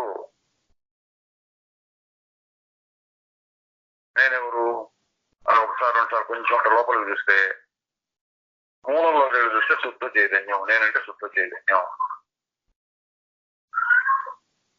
మరి ఇందాక సుఖ దుఃఖాలు కలిగినాయి ఎవరెవరికి అంటే మనస్సుకి అని చెప్పొచ్చు. అదే ఏమో ఎవరికో నాకు తెలియదు అని కూడా చెప్పొచ్చు. మనసులో సుఖ దుఃఖాలు ఉండొచ్చు, ఆత్మకి ఏం లేవు. మరి ఎవరు బాధపడ్డారు అంటే మనసుతో కలిసినట్టుగా కాసేపు అనిపించింది, అప్పుడు జీవుడు వచ్చాడు. మనసుతో కలిసినట్టుగా అనిపించిన జీవత్వం, ఆ జీవుడికి బాధలు కలిగినాయి. ఈ విషయాన్ని నేను ముందు తెలుసుకున్నాను అంటారు. ఇక ఆ సంసారాన్ని తరించడానికి కావలసిన ఉపాయం ఏమిటో చెప్పండి. ఇంతకుముందు చెప్పలేదని కాదు, చాలాసార్లు చెప్పారు. ఈ కిందటి ప్రకరణం మొదట్లో కూడా చెప్పారు. ఇది కిందటి ప్రకరణం అంటే స్థితి ప్రకరణం మొదట్లో చివరిలో నిశ్చలంగా ఉండు. మొదట తమో రజోగుణాన్ని తగ్గించుకోవడం కోసం ఉత్తమమైనటువంటి వాసనలు పెట్టుకో, తర్వాత జ్ఞానాన్ని పొందు, దాని బలం చేత మంచి వాసనలు కూడా సద్వాసనలు కూడా వదిలేసి, సద్వాసన అంటే మైత్రి మొదలైన వాసన అన్నాడు, వదిలేసి చిద్దు వాసనని పెట్టుకో. చైతన్యం, నేను చైతన్యం మాత్రమేను, రెండోది లేదు అన్న వాసన పెట్టుకోమన్నాడు, చిద్దు వాసన. తర్వాత దాన్ని కూడా వదిలేసి మౌనంగా ఉండు. మరి చిద్వాసన అంటే ఏంటంటే బ్రహ్మ సత్యం, జగన్బీజ, ప్రపంచం అంతా లేదు. ఇటువంటి మాటలు చాలా వచ్చినాయి, చెప్పారు. చెప్పినా కూడా మళ్ళీ శ్రీరామచంద్రుడు అంటే మన కోసం అన్నట్టుగా చెప్పాను కదా, మన కోసం అడుగుతున్నారు ఏమని. సంసారాన్ని తరించడానికి కావాల్సిన ఉపాయం ఏమిటో చెప్పండి. రఘువంశీయుల హృదయాల్లోని అంతగారాన్ని వినాశం చేయగలిగిన సూర్యులు మీరే. అంటే రఘువంశం వాళ్ళందరికీ ఈయన గురువు అండి. అంటే ఏంటి, వశిష్ఠ మహర్షి బ్రహ్మమానస పుత్రుడు, బ్రహ్మదేవుడి నుంచి పుట్టినవాడు. ఆయనకి దాదాపుగా చిరంజీవి. మరి ఎంతకాలం ఉంటారంటే మన్వంతర కాలం వరకు ఉంటారేమో. వీళ్ళకి బ్రహ్మదేవుడు ఉన్నంత వరకు ఉంటారు. రఘువంశం వాళ్ళందరికీ ఈయనే గురువు. సరే, వశిష్ఠుడు, ఓ రాఘవ, ముందు మనుజుడు శాస్త్రాభ్యాసం చేత, తీవ్ర వైరాగ్యం చేత, సజ్జన సాంగత్యం చేత మనస్సును శుద్ధపరిచి జ్ఞాన యోగ్యంగా చేయాలి. మళ్ళీ చెప్తున్నాను అన్నాడు, ఫండమెంటల్స్ నుంచి మొదలు పెట్టండి. మళ్ళీ ముందు 1వ తరగతి 2వ తరగతి, ఈ రోజుల్లో ఎల్కేజీ యూకేజీ కూడా అంటున్నారు, నర్సరీ కూడా అంటున్నారు. అట్లా మొట్టమొదటి స్టెప్ ఏంటంటే మనుషుడు శాస్త్రాభ్యాసం చేత, తీవ్ర వైరాగ్యం చేత, సజ్జన సాంగత్యం చేత మనస్సును శుద్ధపరచి జ్ఞాన యోగ్యంగా చేయాలి. యోగ్యం అంటే అర్హత. జ్ఞానానికి అర్హత కలిగినటువంటి మనస్సును సంపాదించాలి. ఎట్లాగూ శాస్త్రాభ్యాసం చేయాలి. ఏ శాస్త్రము అంటే ఇట్లా చేయి ఇట్లా చేయొద్దు అని శాస్త్రం అంటే శాసించేది. విధి నిషేధములు, ఇట్లా చేయి, మంచి పనులు చేయి, చెడ్డ పనులు చేయకు. అట్లాంటి శాస్త్రాలు చాలా ఉన్నాయి. 8 గంటల నిద్ర లేవాలి, ఇట్లా స్నానం చేయాలి, ఇట్లా దేవుడికి సంధ్యావందనం పూజలు ఏవో చేయాలి, తర్వాత ఇట్లా భోజనం చేయాలి, ఇట్లా పడుకోవాలి, ఇట్లా చాలా రూల్స్ ఉన్నాయి. ఆ రూల్స్ పాటించడమే శాస్త్రాభ్యాసం చేద్దాం. రూల్స్ పాటిస్తే ఏం జరుగుతుందంటే నీ సొంత అహంకారం బలపడకుండా ఉంటుంది. నేను చేస్తున్నాను, నేను ఆలోచన, నా ఇష్టం వచ్చినట్టు చేస్తాను అని కోరికలు పెరగకుండా ఉంటాయి. ఎందుకు? శాస్త్రం ప్రకారం చేస్తున్నావు. నీ సొంత కోరికలు తగ్గించుకోవాల్సి వస్తుంది, అహంకారాన్ని తగ్గించుకోవాల్సి వస్తుంది. నాకే అంత తెలిసిన కాకుండా సరే శాస్త్రంలో చెప్పింది చేస్తున్నాను అంటే అహంకారం బలపడకుండా ఉంటుంది, మనస్సులో కోరికలు తక్కువగా ఉంటాయి. అందుకని శాస్త్రాభ్యాసం కొంత ఉపయోగిస్తుంది. తర్వాత శాస్త్రాభ్యాసం చేత, సజ్జన సాంగత్యం చేత సత్పురుషుల్ని కలవటం. చాలా మంది ఉంటారు, అన్ని రకాల వాళ్ళు ఉంటారు. అందులో మనం ఏరుకుని ఎవరు మంచి ఎవరు చెడు, ఈ మోక్షాన్ని కోరే వాళ్ళందరూ సత్పురుషులు అనుకోవచ్చు. ఈ సందర్భంలో ఒక్కొక్క సత్పురుషులు అంటే ఆ సందర్భంలో ఉండొచ్చు, వేరు వేరు ఉండొచ్చు.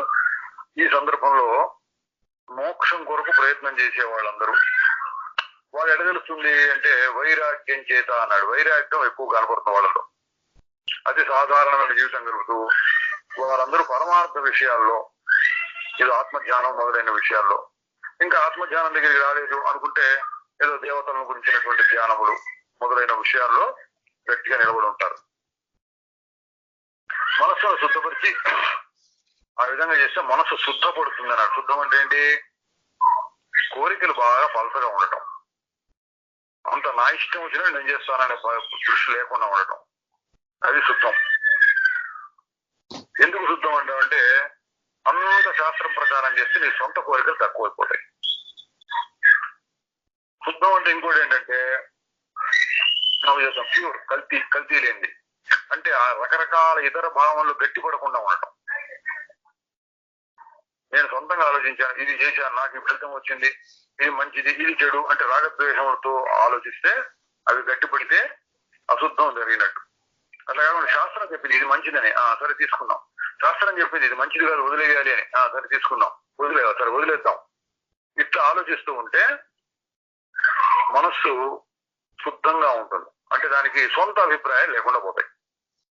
సొంత అభిప్రాయాలు ఏం లేకుండా చూసిన వాడు ఎట్లా ఉంటాడంటే కొత్తగా ఇంకొక దాన్ని ఏదైనా ప్రవేశపెడితే ఆ మనసులో గట్టిగా అతుక్కుంటుంది. అంటే మన క్లీన్ స్లేట్ అంటుంటారు ఇంగ్లీష్ లో. శుభ్రంగా పలక పెడితే బాగా తుడిచి దాన్ని నీళ్లతోడు దాంతో తుడిచి పెడితే మళ్ళీ దాని మీద రాసుకోవడానికి వీలుగా ఉంటుంది. రాసిన దాని మీద రాస్తే సరిగా తెలియదు. అట్లా క్లీన్ స్లేట్ లాగా శుద్ధమైనటువంటి మనస్సు ఏ భావాలకి అతుక్కోకుండా, అంత శాస్త్రం చెప్పిందండి అన్నప్పుడు మనం ఇప్పుడు చెప్తాం ఆత్మజ్ఞానం ఇది కూడా ఒక శాస్త్రం అని చెప్పగానే వాళ్ళు గట్టిగా పట్టుకుంటారు, నిలబడిపోతారు. అంతకు ముందు అభిప్రాయాలు ప్రపంచంలో ఇది బాగుంటుంది, ఇది సుఖంగా ఉంటుంది, ఇది సుఖంగా ఉండదు, ఇట్లా ఉండాలి మన సొంత అభిప్రాయాలు ఏర్పరచుకొని అది వాసనలుగా మారి గట్టిగా పడిపోతే కొత్త విషయాలు తెలియజేసినప్పుడు అవి లోపలికి ఎక్కవు. మనకి ఇంజక్షన్ చేస్తుంటారు, డాక్టర్లు ఇంజక్షన్ చేసేటప్పుడు కొంచెం వదులుగా పెట్టు అంటుంటారు, చెయ్యి వదులుగా పెట్టు అంటాడు. చెయ్యి వదులుగా పెట్టకపోతే ఏమవుతుంది? ఎక్కదు. గట్టిగా మనం బిగించుకుని ఉంటే అక్కడ నెత్తురు ప్రవాహం అది ఆగిపోయి సూది కూడా ఆ సూదికి ఎదురు తిరుగుతున్నమాట. మన ఎత్తురు లేకుండా కూర్చున్నా కూడా లోపలికి పోదు. అట్లా ఇక్కడ శుద్ధం అంటే ఏంటి? చెప్పింది చెప్పినట్టు ఎక్కడం. లేకపోతే ఏమవుతుంది? ఈ ప్రపంచం అంతా మాయా మాత్రము. ఇందాక వచ్చి మీకు చెప్పాను అనుకోండి, ఏది మాయా, ప్రపంచం ఎట్లా మాయా వెంటనే అనిపిస్తుంది వినక ముందు. బాగా శుద్ధమైన మనసు గలవాడు ఓ ప్రపంచం అసత్యమా ఎట్లా గురువు అని ఒక మాట్లాడుతారు, చెప్తే నిజమే అంగీకరిస్తారు. అది శుద్ధమైన మనసు అంటే. అంతకు ముందు ఉన్నటువంటి భావనలు బలంగా లేకుండా బలహీనంగా ఉంటే శుద్ధమైనట్టు. అప్పుడు జ్ఞాన యోగ్యంగా తయారవుతుంది, జ్ఞానానికి అర్హత వస్తుంది. తర్వాత నిష్ఠులు అయిన తర్వాత శాస్త్రజ్ఞులు బ్రహ్మనిష్ఠులు అయిన సద్గురువుల్ని సమీపించాలి, అప్పుడు సద్గురువుల దగ్గరికి వెళ్ళాలి అంటున్నారు. ఇది లౌకికమైన విషయాలు కోరికలతో చేయకుండా శాస్త్ర ప్రకారం చేస్తూ ఉంటే, సత్పురుషుల సహవాసం చేస్తూ ఉంటే మనస్సు శుద్ధమైతే అప్పుడు గురువుల దగ్గరికి చేరాలి అన్నాడు. మరి శుద్ధమైంది నాకెట తెలుస్తుంది అంటే గురువులు చూసి తెలుసుకోవాలి. పూర్వం పరీక్షలు పెట్టేవాడు, గురుకులం అని ఉండే, గురువు దగ్గరికి వెళ్ళి విద్యను అభ్యసిస్తారంటే గురువు గారి దగ్గరే ఉంటూ ఉంటారు. ఆ వ్రతం బ్రహ్మచర్య వ్రతం అవన్నీ పెట్టుకుని గురువుల దగ్గర ఉంటూ కొంతకాలం భిక్ష చేసుకుంటూ గడిపేవాడు పూర్వం. అప్పుడు గురువు తెలుస్తుంది ఎవడు ఎట్లాంటి వాడు, ఎవడికి ఉపదేశం చేయొచ్చు, బ్రహ్మోపదేశం ఎవడు చేయొచ్చు, లేదా సామాన్య శాస్త్రములు ఎవడికి ఉపదేశం చేయొచ్చు, ఆత్మజ్ఞానానికి ఎవడికి ఉపదేశం చేయొచ్చు తెలుస్తుంది. ఇప్పుడు ఏం తెలుసుకోవడం మనకి లేదు, అంతగా కలగాపులగం అయిపోయింది. ఎవడికి వాడే చూసుకోవాలి. ఈ విషయం వింటున్నప్పుడు నాకు హాయిగా అనిపిస్తోంది అంటే అర్హత ఉన్నట్టు అనుకోవచ్చు. ఈ విషయం విన్నప్పుడు బాగా ఉండటం కాదండి, తర్వాత కూడా బాగా దాని గురించే ఆలోచిస్తున్నాను, మననం చేస్తున్నాను, దాని గురించే నాకు బాగా తీవ్రమైనటువంటి ఆలోచన కలుగుతోంది అంటే ఇంకా మంచి అర్హత ఉన్నట్టు. అటు అర్హత అంటే ఇప్పుడు ప్రస్తుతం ఎవరికి వాడు పరీక్షలు పెట్టి చూసుకోవాలి. ఏదో వింటున్నాను అంటే ప్రతి చాలాసార్లు విన్నాను, ఏదో మళ్ళీ కాస్త మన మంచి మాటలు మధ్య మధ్యలో ఎప్పుడో ఒకసారి వెళ్ళి ఏదో చెప్పేవాళ్ళ దగ్గరికి వెళ్ళి కాస్త నాకు మంచి మాటలు విందాం అనిపిస్తున్నాను అని అనుకోండి. మంచి మాటల వరకు అంతవరకు ఉంటుంది, పుణ్యం వస్తుంది అంతవరకు. అసలైన ప్రయోజనం ఎప్పుడు వస్తుందంటే ఇందాక చెప్పినట్టు దానిని మననం చేసినాం. శాస్త్రజ్ఞులు బ్రహ్మనిష్ఠులైన సద్గురువుని సమీపించాలి. ఇదప గురువుపదిష్ట మార్గాన్ని ఉపదిష్టుడు గురువు ఉపదేశించినటువంటి మార్గాన్ని అవలంబించి క్రమంగా పరమ పవిత్రమైన ఆత్మపదాన్ని పొందాలి. క్రమంగా అంటే శ్రవణము, మననము, నిధిధ్యాసన, తర్వాత దాన్ని వ్యవహార సమయంలో అన్వయించుకుంటూ రిలేట్ చేయడం, వ్యవహారానికి సంబంధం పెట్టుకుంటూ లోపల ఉన్నటువంటి వాసనాక్షయం చేస్తే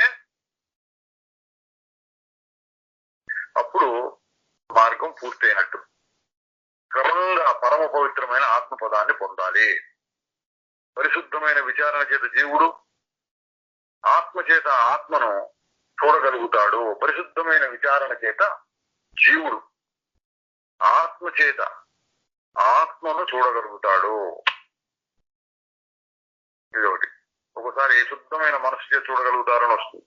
ఇక్కడ ఆత్మ చేత ఆత్మను చూడగలుగుతాడు. ఇవన్నీ కవిత్వం అని అనుకోవాలండి. చెప్పడానికి వీలైన విషయాన్ని ఏదో రకంగా చెప్పడం.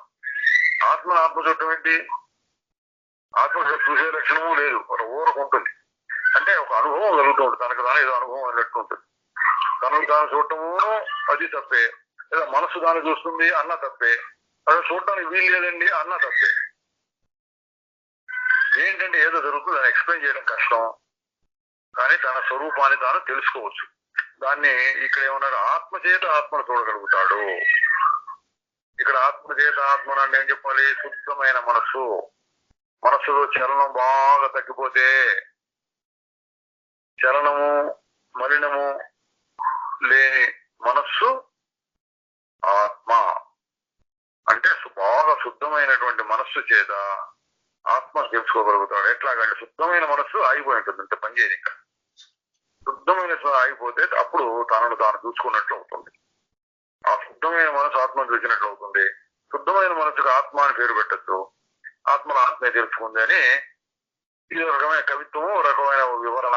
అసలు విషయం ఏంటంటే ఏదో జరుగుతుంది, మొత్తానికి ఒక అనుభవం కలుగుతుంది, ఒక తృప్తి కలుగుతుంది. నేను చూసుకున్నాను, మానవ వస్తువు నాకు అనుభవంలోకి వచ్చింది, నాకు తృప్తి కలుగుతుంది.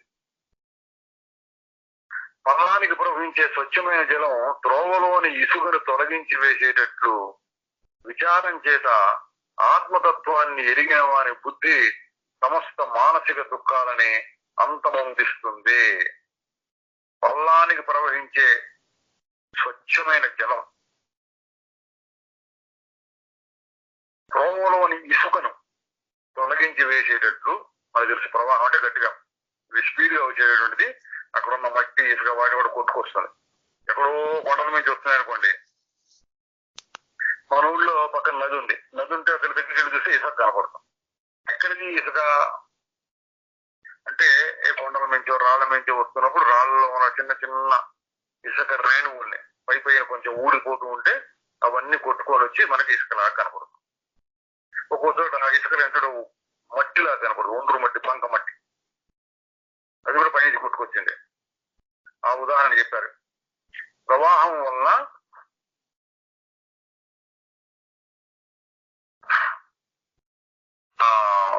మట్టి కొట్టుకొని ఇసుక కొట్టుకొని వచ్చేటట్లు విచారం చేత ఆత్మతత్వాన్ని ఎరిగిన వాని బుద్ధి సమస్త మానసిక దుఃఖాలని అంతమొందిస్తుంది. ఉదాహరణ చూడండి, ప్రవాహం ఇసుక కొట్టి అవతల పడేసేటట్టు ఆత్మ విచారణ చేత దుఃఖాలన్నీ అవతల వెళ్ళిపోతాయి. స్వచ్ఛమైన నీరు ముందుకు వెళ్ళిపోతూ ఉంటుంది, ఇసుక పక్కకు కొట్టుకుపోతుంది. ఆత్మతత్వాన్ని ఎరిగిన వాని బుద్ధి సమస్త మానసిక దుఃఖాలని అంతమొందిస్తుంది. ఇది చివరికి రావాల్సినటువంటి ఫలితం అనమాట. ఇట్లా చేయి ఇట్లా చేయి ఇట్లా చెప్పి ముందు శుద్ధ మనసును సంపాదించాలి, తర్వాత సద్గుణ దగ్గరికి వెళ్ళాలి, తర్వాత శ్రవణం మొదలైన చేయాలి, తర్వాత శుద్ధమైన విచారణ చేత అంటే శ్రవణం, మననం, ధ్యానం అన్ని కలిపి విచారణ, వాటి చేత ఆత్మ చేత ఆత్మను చూడాలి. ఫైనల్ ఏంటి అంటే దుఃఖం, సమస్త దుఃఖాలు అంతం. ఇది ఫైనల్. ఆ ప్రయోజనం కలగాలి. ఓ మానవులారా, ఆత్మను తెలుసుకోలేకపోవడమే దుఃఖహేతువు. అది తెలుసుకుంటే అనంత శాంతి. నశించే ఆత్మతో కలిసి ఉన్న అది ఉంటే ఆత్మశాంతి.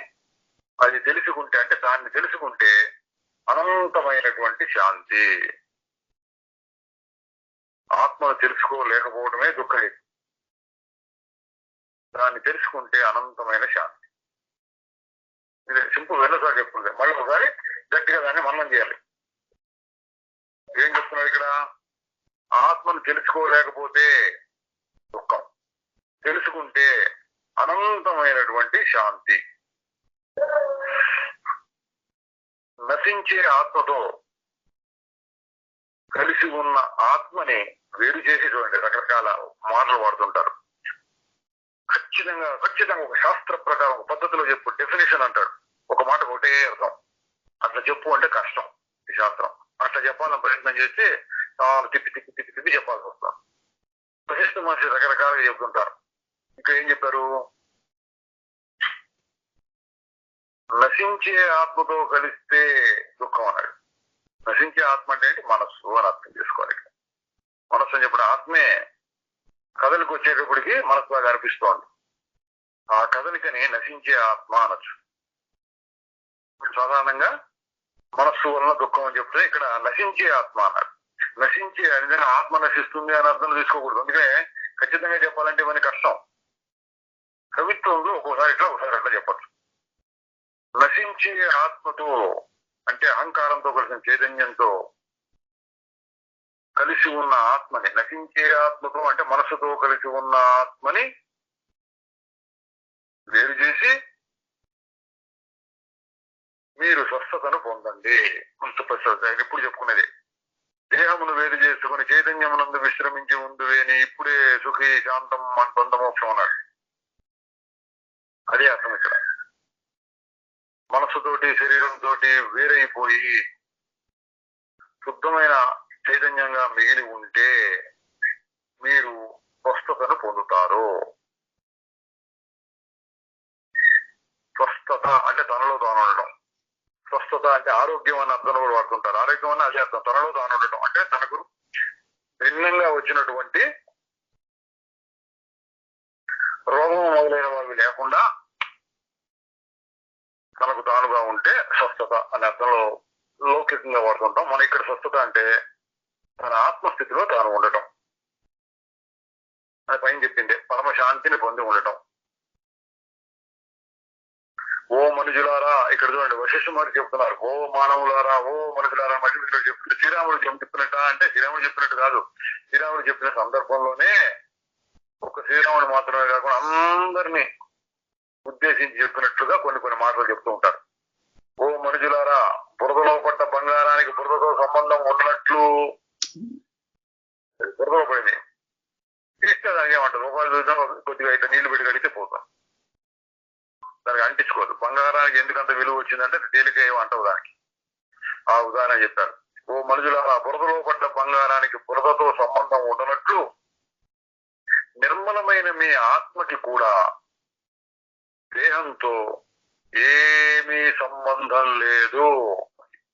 చూడండి ఉదాహరణ రకరకాల ఉదాహరణలపై ఎక్కడ పట్టుకొస్తారో ఆయన వశిష్ఠ మహర్షి అన్నట్టుగా ఉంటుంది. బురదలో పడ్డ బంగారం అన్నాడు ఆత్మని అంటే శుద్ధ చైతన్యం ఎట్లా ఉంది ఇంతక పాము కుబుసాను వదిలేస్తున్నాడు అట్లా రకరకాల చెప్తున్నారు కదా. ఇక్కడేం ఉదాహరణ చెప్పారు బురదలో పడ్డ బంగారం బురదలోనే ఉంటుంది తీసి చూస్తే ఏం లేదు మరి అట్లా ఇక్కడ శరీరంలో పడి ఆత్మకి ఎన్నో అయిపోయింది అన్నట్టుగా ఉంటుంది ఇక్కడ కొంచెం పక్కకు తీసి చూస్తే ఏం లేదు తీయటమే విచారణ అంటే అది పక్కకు తీసి చూడటం అనమాట అండి. ఏమైనా అందే నాకు బురదలో పడ్డానా నేను పడి ఉండొచ్చు కానీ నాకేం అంటలేదే అది మీ ఆత్మకి మీ దేహంతో ఏమీ సంబంధం లేదు బురదలో పడ్డ బంగారం లాగా.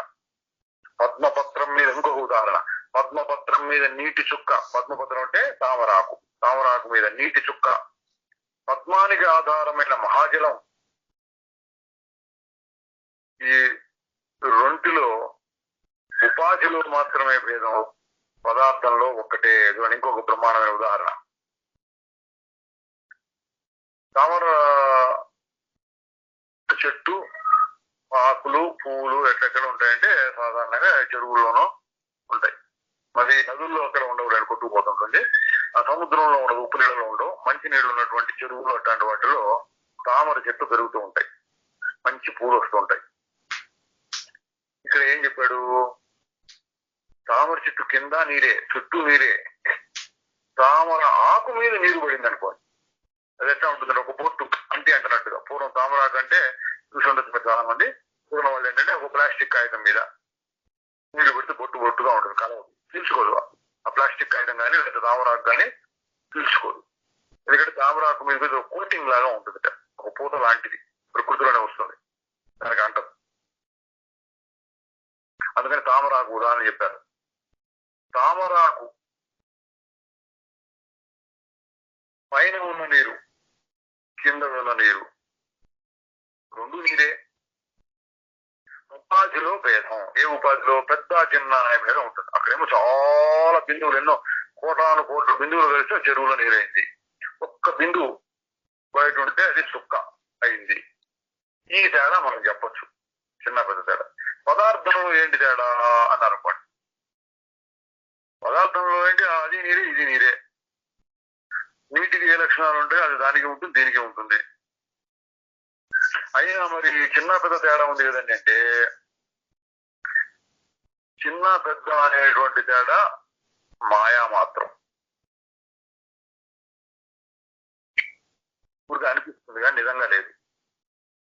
నిజంగా కనుక వేరైపోతే చెరువులోంచి నీరు వచ్చి వేరైపోయి పక్కన ఇంకో చోట పడింది అంటే దాని లక్షణాలన్నీ మారిపోయినాయి అంటే వేరని చెప్పొచ్చు. లక్షణాలు మారిపోలా మారినట్టు అనిపించింది. తామరాకు మీద నీరు కింద నీరు వేరుగా అయినట్టు అనిపించవచ్చు కానీ రెండు ఒకటే. మళ్ళీ కొంచెం గాలి వచ్చి ఆ నీరు కింద పడిపోతే అంతా కలిసిపోయింది.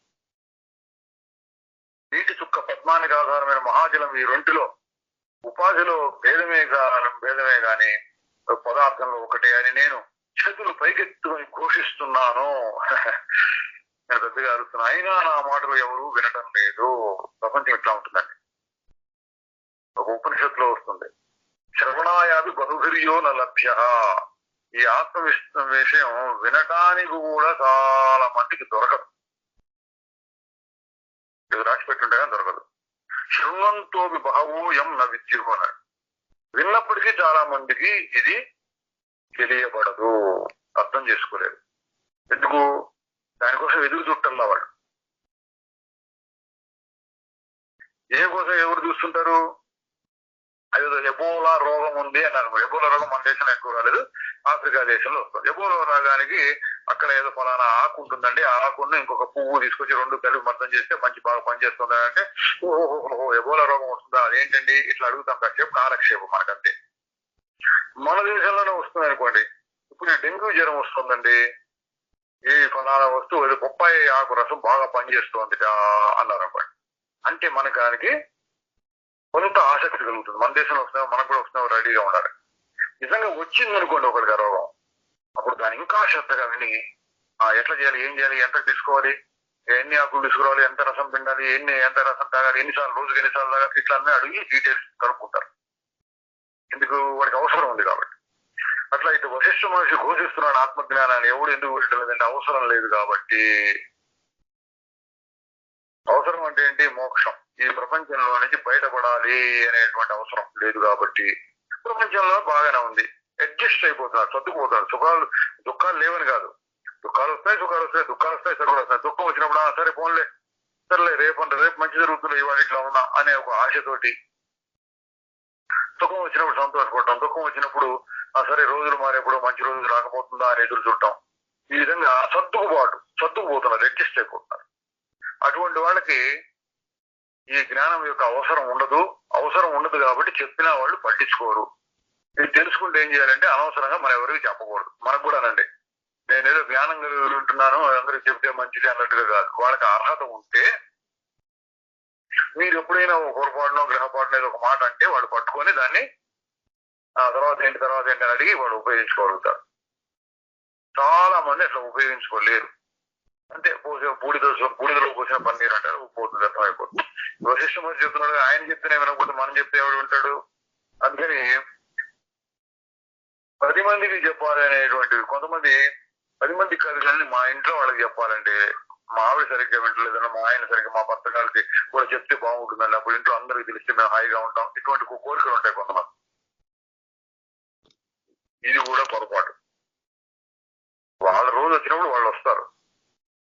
ముందుగా చెబితే ఊరికి వచ్చి కూర్చోవచ్చు, మీరు కూడా రండి అని తీసుకొచ్చి కూర్చోబెట్టదు. మా చెల్లెలను, అక్కనో, మా కూతురునో, మా అబ్బాయినో, మా భార్యను ఇట్లాంటి వాళ్ళని ఊరు వినడానికి వచ్చాం మొహమాట పెట్టి కూర్చోబెట్టచ్చు, ఫలితం ఉండదు. వశిష్ఠ మహర్షి చెప్తున్నాను, నేను చేతులు పైకెత్తుకొని ఘోషిస్తున్నాను, అయినా ఎవరు నా మాట వినటం లేదు. తర్వాత సుఖ దుఃఖాలు దేహానికి కావు, సర్వాతీతమైన ఆత్మకి కావు. సుఖ దుఃఖాలు దేహానికి కావు, సర్వాతీతమైన ఆత్మకి కావు. కేవలం అజ్ఞానానికే అవి. ఎవరికి సుఖ దుఃఖాలు? స్టార్టింగ్ పాయింట్ లో నాకే వెనక్కి వస్తామండి, నాకే సుఖ దుఃఖాలు ఉన్నాయి, అయితే ఏం కావాలి, వాటి తీసేసుకోవాలి. సుఖం తీసేసుకోవాలి కాదు, దుఃఖం తీసేసుకోవాలి అంటారు. స్టార్టింగ్ పాయింట్ అది. క్రమక్రమంగా జ్ఞానం అభివృద్ధి అంటే ఏం కావాలి? ఆత్మకేం లేదండి, అది ఇంత శరీరానికి మనసుకి ఉండే లక్షణాలు. ఇంకొంచెం చూస్తే శరీరానికి ఏమిటి? శరీరం జడ పదార్థం, ప్రకృతిలోది, చెట్టు జామం లాంటిది. మరి ఎవరికి దుఃఖం అంటే దానికి లేదు, దీనికి లేదు. మరి ఎవరికి దుఃఖం అంటే అనుకునేవాడికి. నాది అనుకునేవాడు ఎవడు? అజ్ఞాని. అజ్ఞానం వల్ల నాకున్నాయి అనిపిస్తాం, అజ్ఞానం లేకుండా పోతే అనిపించకుండా పోతుంది. ఆ మాట చెప్పారు. శరీరానికి లేవు, ఆత్మకి లేవు, నాకు అని అనుకునేవాడికి ఉంటాయి, దాన్ని అజ్ఞానం అన్నాడు. కేవలం అజ్ఞానానికే అవి. ఈ అజ్ఞానం నశిస్తే అప్పుడు ఎవరికి? ఓ రామ, యథార్థంగా దుఃఖం గాని, మోహం గాని, జన్మని పొందేది గాని లేదు, ఏమి జరగట్లా. కళ ఉదాహరణ. ఏది ఉన్నదో అది ఉండనే ఉంటుంది, మార్పు లేదు అని తెలిసి దుఃఖరహితుడు అని తెలిసి దుఃఖరహితుడు అంటే తెలుసుకుంటే దుఃఖం ఎట్లా పోతుందంటే ఇట్లా తెలిసి, అంటే ఊరికి తెలియడం అంటే పురాణం విన్నట్టుగా విని విష్ణుమూర్తి అట్లా ఉంటాడు, ఇట్లా ఉంటాడు అని తెలుసుకుంటే నీకు నీ జన్మ తరించిపోతుంది అన్నట్టుగా చెప్తారు శాస్త్రాలు. ఎందుకంటే ఆ విధంగా వాడికి రుచి పుట్టించి వాళ్ళని మెల్లిగా ఇటువైపు తిప్పాలని. అసలు విషయం ఏంటంటే విష్ణుమూర్తి గురించి తెలుసుకుంటే నీకు ఏమి లాభం లేదు. ఆ విష్ణుమూర్తి యొక్క స్వరూపమే నాలో కూడా ఉన్నది అని తెలుసుకుంటే కొంత ప్రయోజనం. పూర్తి ప్రయోజనం ఎప్పుడు అంటే ఇప్పుడు చెప్పినట్టు ఆ స్వరూపం, విష్ణుమూర్తి యొక్క స్వరూపం నాలో ఉన్నది అని తెలుసుకుని దుఃఖరహితుడవుగా, అది నీకు ప్రయోజనం. దుఃఖం వచ్చింది ఉన్నది కదా, వచ్చావు ఇక్కడికి, అది పోతేనే నీకు ప్రయోజనం కలిగినట్టు. ఎట్లా పోతుంది అంటే ఇట్లా, ఆ విష్ణుమూర్తి లేదా ఆత్మ యొక్క స్వరూపం నాలో ఉన్నది, దానికి ఏది అంటదు. కానీ అంటున్నట్టు అనిపిస్తుంది, మళ్ళీ విచారణ చేసుడు, నేనెవరు, నేను నిశ్చల స్వరూపమా, చెల్లించే స్వరూపమా, సుఖ దుఃఖాలు ఉన్నాయి, సుఖ దుఃఖాలు పొందేది నేనా, సుఖ దుఃఖాలు సాక్షిగా ఉన్నది నేనా, ఇట్లా ప్రశ్న వేసుకొని చూడు, మళ్ళీ మళ్ళీ మళ్ళీ మళ్ళీ మళ్ళీ మళ్ళీ ప్రశ్న వేసుకొని చూడు, విచారణ చేయి, మళ్ళీ మళ్ళీ పైన చెప్పాడు కదా, మరలా పలుమార్లు విచారణ చేసి అన్నాడు పైన.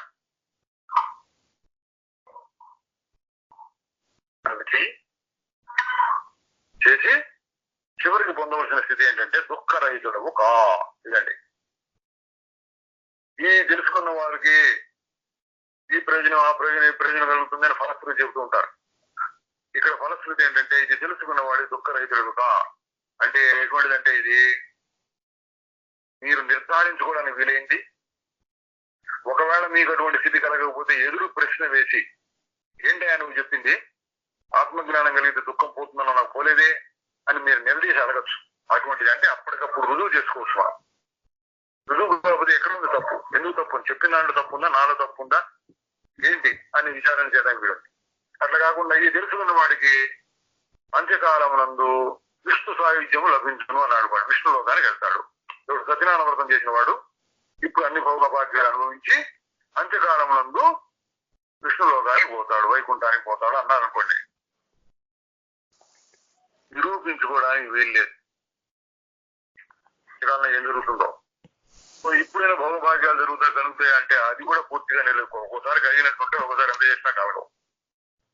అవి నిరూపించుకోవడానికి వీల్లేని విషయాలు. ఇది నిరూపించుకోవడానికి వీలైన విషయం ఆత్మజ్ఞానం. ఇట్లా దుఃఖాన్ని తప్పించుకో, నువ్వు వేరు చేసుకో, ఎవరికి చూడు, విచారణ చేయి, మళ్ళీ మళ్ళీ విచారణ చేయి, మళ్ళీ మళ్ళీ విచారణ చేయి. ఎటువంటి పరిస్థితి రావాలి నీకు, యథార్థంగా దుఃఖం గాని మోహం గాని జన్మను పొందేది అంటే జీవుడు గాని లేదు. ఏది ఉన్నదో అది ఉండనే ఉంటుంది, ఎప్పుడు ఉండనే ఉంటుందంటే ఇప్పుడు మారకుండా ఉంటుంది అని తెలిసి, అంటే నా స్వరూపానికి ఏం మార్పు లేదని తెలిసి దుఃఖరహితుడవు కా. ద్వంద్వాల నుండి విడివడి యోగక్షేమాలు లేనివాడవై ఆత్మవంతుడవై శోకరహితుడవై ఉండు. వశిష్ఠ మహర్షి ఉపదేశం మొత్తం ప్రాక్టికల్ గా ఇది పొంది ఇట్లా ఉండాలి ఇట్లా ఉండాలి ఇట్లా ఉండాలి అని చెప్తున్నాడు. దానికే ఉపశమ ప్రకటన అని పేరు పెట్టారు కదా, అంటే లయమించుకోవడం. ప్రపంచం ఇట్లా పుట్టింది ఇట్లా పుట్టింది ఇట్లా పుట్టింది తెలుసుకోవడం కాదు, ఇట్లా పుట్టిందని తెలుసుకొని దాన్ని ఉపయోగించి ఈ స్వరూపాన్ని తెలుసుకొని ఉపశమం పొందాలి. ఉపశమం అంటే శాంతం. సృష్టి ఉపశమం అంటే సృష్టి అంతా ప్రళయం అయిపోయినట్టుగా, నీ మనస్సంతా సుఖ దుఃఖాలు కూడా అన్ని ప్రళయం అయిపోయినట్టుగా అయిపోయి నువ్వు దాంట్లో చక్కటి ఉపయోగాన్ని పొందాలి. ఉపశమించుకోవడం అన్నమాట. ఏది యోగక్షేమాలు ద్వంద్వాల నుండి విడివడి, ద్వంద్వాలంటే సుఖం దుఃఖం, జన్మ మరణం, లాభం నష్టం, దుఃఖం అది శీతం ఉష్ణం, జయం అపజయం, శత్రువు మిత్రులు, ఇట్లాంటివన్నీ ద్వంద్వాలు అంటారు, దానికి ఆపోజిట్. ఇటువంటి వాటి నుండి విడివడి యోగక్షేమాలు లేనివాడవై, యోగక్షేమం అంటే దాన్ని సంపాదించుకోవడం, క్షేమం అంటే రక్షించుకోవడం. సంపాదించుకోవడం రక్షించుకోవడం ఏం లేదు, ఉంటే ఉంటుంది, పోతే నాకు సంబంధం లేదు. ఆత్మవంతుడవై ఏం చేస్తుంటావు, ఎప్పుడు నీ ఆత్మనే నీ దృష్టిలో పెట్టుకుంటూ ఉండాలి. శోకరహితుడవై, చివరికి ఇదేంటంటే దానివల్ల రావాల్సినటువంటి చివరి ప్రయోజనం శోకరహితుడవై ఏ మాత్రం దుఃఖం లేకుండా ఉండు. ఓ రాఘవ, తమ్ముడవు, స్వస్థ చిత్తుడవు, స్థిరబుద్ధివి, దుఃఖరహితుడవు, శాంత చిత్తుడవు, మౌనివి, ఉత్తమ మణివలే స్వచ్ఛుడవు అయి తాపరహితుడవు కా. ఇందాకనే చెప్తుంది ఒకటే విషయం, దీన్ని ఉపయోగించుకొని దుఃఖం లేకుండా పోన్నాడు. అయితే మనకు విసుగు కలగకుండా ఉండాలి కాబట్టి రకరకాలుగా మార్చి చెప్తున్నారు. ఒకే విషయాన్ని మార్చి చెప్పడం కవిత్వం. ఏం చెబుతున్నారు ఇక్కడ, సముడవై అన్నిట్లో సమంగా ఉంటుంది. పైన ద్వంద్వాల నుండి విడివడి అన్నాడుగా, ఇక్కడ సముడవై. స్వస్థ చిత్తుడవు, ఎప్పుడు నీ ఆత్మవంతుడు అన్నాడు, ఇక్కడ స్వస్థం ఉన్నారు. స్థిర బుద్ధివై, మార్పు లేకుండా ఒక్కసారి గట్టిగా పట్టుకుని ఇది నిజం అని నమ్మితే ఎక్కడే నిలబడిపో. దుఃఖరహితుడవు, శాంత చిత్తుడవు, శాంతం. అన్నిటిగా దుఃఖరహితుడన్నా శాంత చిత్తుడు రెండు ఒకటి. మౌనివి అంటే మనస్సు మౌనంగా నిశ్చలంగా, దాన్ని మనం బయటికి కట్టాలనే ఉండదు. ఉత్తమ మణివలే స్వచ్ఛుడవై, మణి స్వచ్ఛ బంగారం ఉదాహరణకి ఇక్కడ మణి ఉదాహరణ.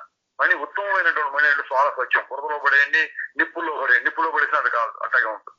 దాన్ని కరగేయాలన్నా, దాన్ని పగలగొట్టాలన్నా ప్రత్యేకమైన పద్ధతులు చేయాలి కానీ లేదా తేలిక పగలదు. కింద పడేసిన పగలదు, రాయి పగులుతున్నట్టు పగలదు. అటువంటి మణి ఉత్తమ మణి వలె స్వచ్ఛుడవై తాపరహితుడుగా, మళ్ళీ తాపరహితుడుగా, శోకరహితుడుగా, దుఃఖాన్ని వదిలేసే ఇటువంటి మాటలు వాడుతున్నారంటే ఏంటి? చివరి మెట్టు నువ్వు హాయిగా ఉండటమే. నేను చెప్పాను కాబట్టి నా గొప్పతనాన్ని గుర్తించాను కానీ నాకు గురుదక్షిణ బాగా ఇవ్వమని అటువంటిది ఏం లేదు. శోకరహితుడుగా, దుఃఖరహితుడుగా, తాపరహితుడుగా ఇటువంటి మాటలు వాడుతున్నారు. ఓ రాఘవా, అవిద్య దాని కార్యాలు లేనివాడవై, అవిద్య అంటే అజ్ఞానం, దాని కార్యం ప్రపంచం లేనివాడవై, సంకల్పాలు లేనివాడవై, ఆలోచనలు లేకుండా స్థిర బుద్ధి, ఒకసారి గట్టిగా పట్టుకుని నిలబడిపోవడం, స్వాధీన చిత్తం, మనసు మనం చెప్పినట్టు వింటాం కలిగి ప్రాప్తించిన వ్యవహారాలను చేస్తూ మళ్ళీ ఇటు తీసుకొచ్చి ప్రపంచం మీద పెట్టారండి. ఇటువంటి జ్ఞానం కలిగిన ఏం చేస్తా కూతుంటానని కుదరదు. అక్కడ అర్జునుడికి చెప్పాడు, యుద్ధం చేయించాడు అర్జునుడికి చెప్పి. అట్లా ఇక్కడ వశిష్ఠ మహర్షి చెప్పి ఏం చేయాలి? శ్రీరాముడు కలిగినటువంటి నిర్వేదం, విసుగు, వైరాగ్యం దాన్ని పోగొట్టి విశ్వామిత్రులను పంపించాలి. దానివల్ల లోక కళ్యాణం జరగాలి. ఆ దృష్టితో చెప్తున్నాడు. అట్లా ఇట్లా ఇట్లా ఉండు, అట్లా ఉండంటే హాయిగా అట్లా ఎప్పుడు ఉండిపోతాను, రెండో విషయం ఆలోచించకుండా. అది కాదు. అవిద్య దాని కార్యాలు లేనివాడవై, సంకల్పాలు లేనివాడవై, తీరబుద్ధి, స్వాధీన చిత్తం కలిగి ప్రాప్తించిన వ్యవహారాలను చేస్తూ, మరి సంకల్పాలు లేకపోతే ఎట్లా చేస్తా ఉండంటే సంకల్పాలు నావి కావు. అది నేను సంకల్పిస్తున్నానని బుద్ధిపోతే సంకల్పాలు లేనట్టు. మరి పనులు చేస్తూ వ్యవహారాలను చేస్తూ ఎట్లా ఉంటామండి అంటే నేను చేస్తున్నాను అనుకోకుండా ఉంటే వ్యవహారం చేయనట్టు. ఇది వ్యవహారాలు నిన్నట్లాగా తెలియక ముందు చేసినట్టు చేయొచ్చు, కానీ నేను చేస్తున్నాను ఆ చిన్న మార్పు రావాలి. ఏ దుఃఖము లేకుండా ఉండు, ఏ దుఃఖము లేకుండా, మళ్ళీ అది చెప్తారు, ఏ దుఃఖము లేకుండా ఉండు రాఘవా, వీతరాగుడివి. మళ్ళీ మళ్ళీ అదే చెప్తున్నారు, వీతరాగుడివి, కోరిక లేనివాడు, చింతారహితుడివి, నిర్మల చిత్రుడివి, శుద్ధమైన మనస్సు, పాపవర్జితుడివి అయ్యి ఏ పదార్థాన్ని త్యజించకుండా గ్రహించకుండా ఉండి దుఃఖరహితుడిగా, మళ్ళీ దుఃఖం పోగొట్టుకో. అన్ని మళ్ళీ మళ్ళీ అదేనండి, దుఃఖం పో, తాపం పోగొట్టుకోవాలి, శాంతంగా ఉండు. ఇవే మాటలు మళ్ళీ మళ్ళీ మళ్ళీ పేరాంతానే వస్తున్నాం. ఎట్లా ఉండమన్నాడు? పాపం ఏ పదార్థాన్ని త్యజించకుండా గ్రహించకుండా. ఇది ఒక కొత్త విషయం అంటే చాలా ఇంతకుముందు ఈ పేరాల కొత్త విషయం ఇంతకుముందు చాలా వచ్చింది. ఏ వ్యవహారం చేస్తే ఎట్లాగంటే ఏ విషయాన్ని గ్రహించకుండా త్యజించకుండా. ఎట్లా కుదురుతుంది? గ్రహించకుండా ఏంటి వ్యవహారమే ఉంది అంటే దానంతరం వస్తుంది. నువ్వు గ్రహించడం కాదు, దానంతరం వస్తుంది, గుర్తించు. అంటే దానంతరం పోతూ ఉంటాయి కొన్ని, నువ్వు కావాలనుకుని నిలబడవు, పోతూ ఉందని గుర్తించు. అది గుర్తించడమే. గ్రహించకుండా ఉండండి. చేతులతోటి కాళ్ళతోటి పనులు జరుగుతూ ఉండొచ్చు, మనసుతోటి కళ్ళతోటి చెవులతోటి ఒక విషయాన్ని గ్రహిస్తూ ఉండొచ్చు. అది వచ్చినాయి, ఏం గ్రహించడం కాదు. తేడా ఉంది చూడండి. నేను కావాలని వాడిని కోరి గ్రహించడం కాకుండా వాళ్ళందరూ వస్తున్నాయి. కళ్ళు మూసుకుని తప్పు వినిపిస్తుంది, శబ్దం వినిపిస్తుంది, దానందరూ వచ్చింది. కళ్ళు తెరిస్తే ఎదురుకుండా ఏ గోడవ తలుపు ఏదో కనపడుతుంది, దానందరూ కనపడింది. అట్లాగే ప్రపంచంలో ఎన్నెన్నో కనపడుతుంటాయి. పనులు జరుగుతున్నాయి, ఏవో ఆలోచనలు వస్తున్నాయి, నేను చేయడం కాదు, ఆలోచనలు వస్తున్నాయి. ఆలోచనలు తగినట్టుగా పనులు జరుగుతున్నాయి, నేను చేయడం కాదు. అది దృష్టిలో మార్పు అండి. ప్రపంచం అంతా నిన్నట్లాగానే ఉంటుంది, కానీ దృష్టిలో మార్పు. ఆ విధంగా చేస్తూ ఏ పదార్థాన్ని త్యజించకుండా, ఏ పదార్థాన్ని గ్రహించకుండా ఉండి దుఃఖరహితుడుగా ఓ రామ ప్రాప్తించిన దాన్ని అనుభవిస్తూ ఏం చేయాలి? ఎప్పటికీ ఏది ప్రాప్తిస్తే దాన్ని అనుభవిస్తూ, ఆ అనుభవం అనే మాట బాగా వచ్చిందండి. బాగా అన్ని అనుభవిద్దామంటే ఇక్కడ అనుభవం అనే మాటలో సుఖము దుఃఖం కూడా ఉంటుంది. సుఖం వచ్చినప్పుడు సుఖాన్ని అనుభవించు, దుఃఖం వచ్చినప్పుడు కూడా అనుభవించు. దుఃఖాన్ని తీసేసుకొని సుఖాన్ని పెంచుకుందాం, అది ప్రాపంచికమైన లౌకికమైన మార్గం. ఇదేంటి? సుఖ దుఃఖాలు సమంగా చూడు. మరి సుఖంగా చూస్తే నాకేంటి లాభం అంటే లోపల ఉన్నటువంటి సుఖం నీకు దొరుకుతాయి. బయట ప్రపంచంలో సుఖ దుఃఖాలు నీకు సంబంధం లేదు. లోపల మారకుండా ఉండే సుఖం నీకు దొరుకుతుంది, దాన్ని నువ్వు అనుభవిస్తూ ఉండొచ్చు. ప్రాప్తించిన దాన్ని అనుభవిస్తూ ఏ వాంఛ లేక, నువ్వు కోరలేదు, కోరకపోయినా వస్తే అనుభవించు. దుఃఖం వచ్చినా సరే అనుభవించు. ఏ వాంఛ లేక, గ్రహణం త్యాగం. ఇందాక చెప్పింది గ్రహణం అంటే గ్రహించడం, త్యాగం అంటే వదలడం, విడవటం. గ్రహించడం విడవటం అనేవి లేకుండా తాపరహితులవై ఉండు. మళ్ళీ చెప్పారు, తాపరహితులవై ఉండు. తాపం దుఃఖము లేకుండా ఉండు, శోకం లేకుండా ఉండు, తాపం లేకుండా ఉండు, సుఖంగా ఉండు, అన్నిటికీ పేర మొత్తంలో మళ్ళీ మళ్ళీ మళ్ళీ మళ్ళీ మళ్ళీ అంటే ఫలం. ఇటువంటి ఫలాన్ని ఇవ్వదు. ఎటువంటి ఫలం చచ్చిపోయిన తర్వాత వచ్చే ఫలం కాదు. ఇప్పుడు ఈ జన్మలోనే నువ్వు వ్యవహారం చేస్తూ ఉన్నప్పుడే నీ స్వరూపాన్ని తెలుసుకుని ఆ గొప్ప సుఖాన్ని నువ్వు పొందాలి. ఆ విధంగా పొందాలి అనుకోవడమే ఈ శాస్త్రం యొక్క ప్రయోజనం. వచ్చినందుకు దుఃఖం గురువు తెలిసి వచ్చిన వాడు అసలైన సాధకుడు ఎవరంటే దుఃఖం తెలిసి వచ్చినవాడు, అది అర్హత అంటారు. యోగ్యుడు ఎవరంటే దుఃఖం ప్రపంచంలో ఉందని తెలుసుకొని వచ్చినటువంటి వాడు. ముముక్షు అనేటువంటి వాడు దుఃఖం ఎట్లా పోతుందని చూస్తాడు. ఎట్లా పోతుందంటే ఇదే ఒక ఉపాయం, ఆత్మ తెలుసుకుంటే పోతుంది. అది తెలుసుకుని ఆ స్థితిని పొందినట్లుగా తృప్తిని పొంది ఈ జన్మలోనే ఇప్పుడే బతికుండగానే, అంటే జీవన్ముక్తి బ్రతికుండగానే అటువంటి పదాన్ని గొప్ప స్థితిని పొంది శోకరహితుడై దుఃఖరహితుడై తాపరహితుడై అట్లా ఉండు అని చెప్తున్నారు. అంటే ఏంటి? తెలుసుకున్న దాన్ని ఉపశమించు. ఉపశమనం శాంతాన్ని పొందు. అందుకని ఉపశమ ప్రకరణలో ఇది ఎక్కువగా వస్తుందని ఉపోద్ఘాతంగా చెప్తున్నారు. చిదానంద రూప శివోహం శివోహం చిదాకాశ రూప శివోహం శివోహం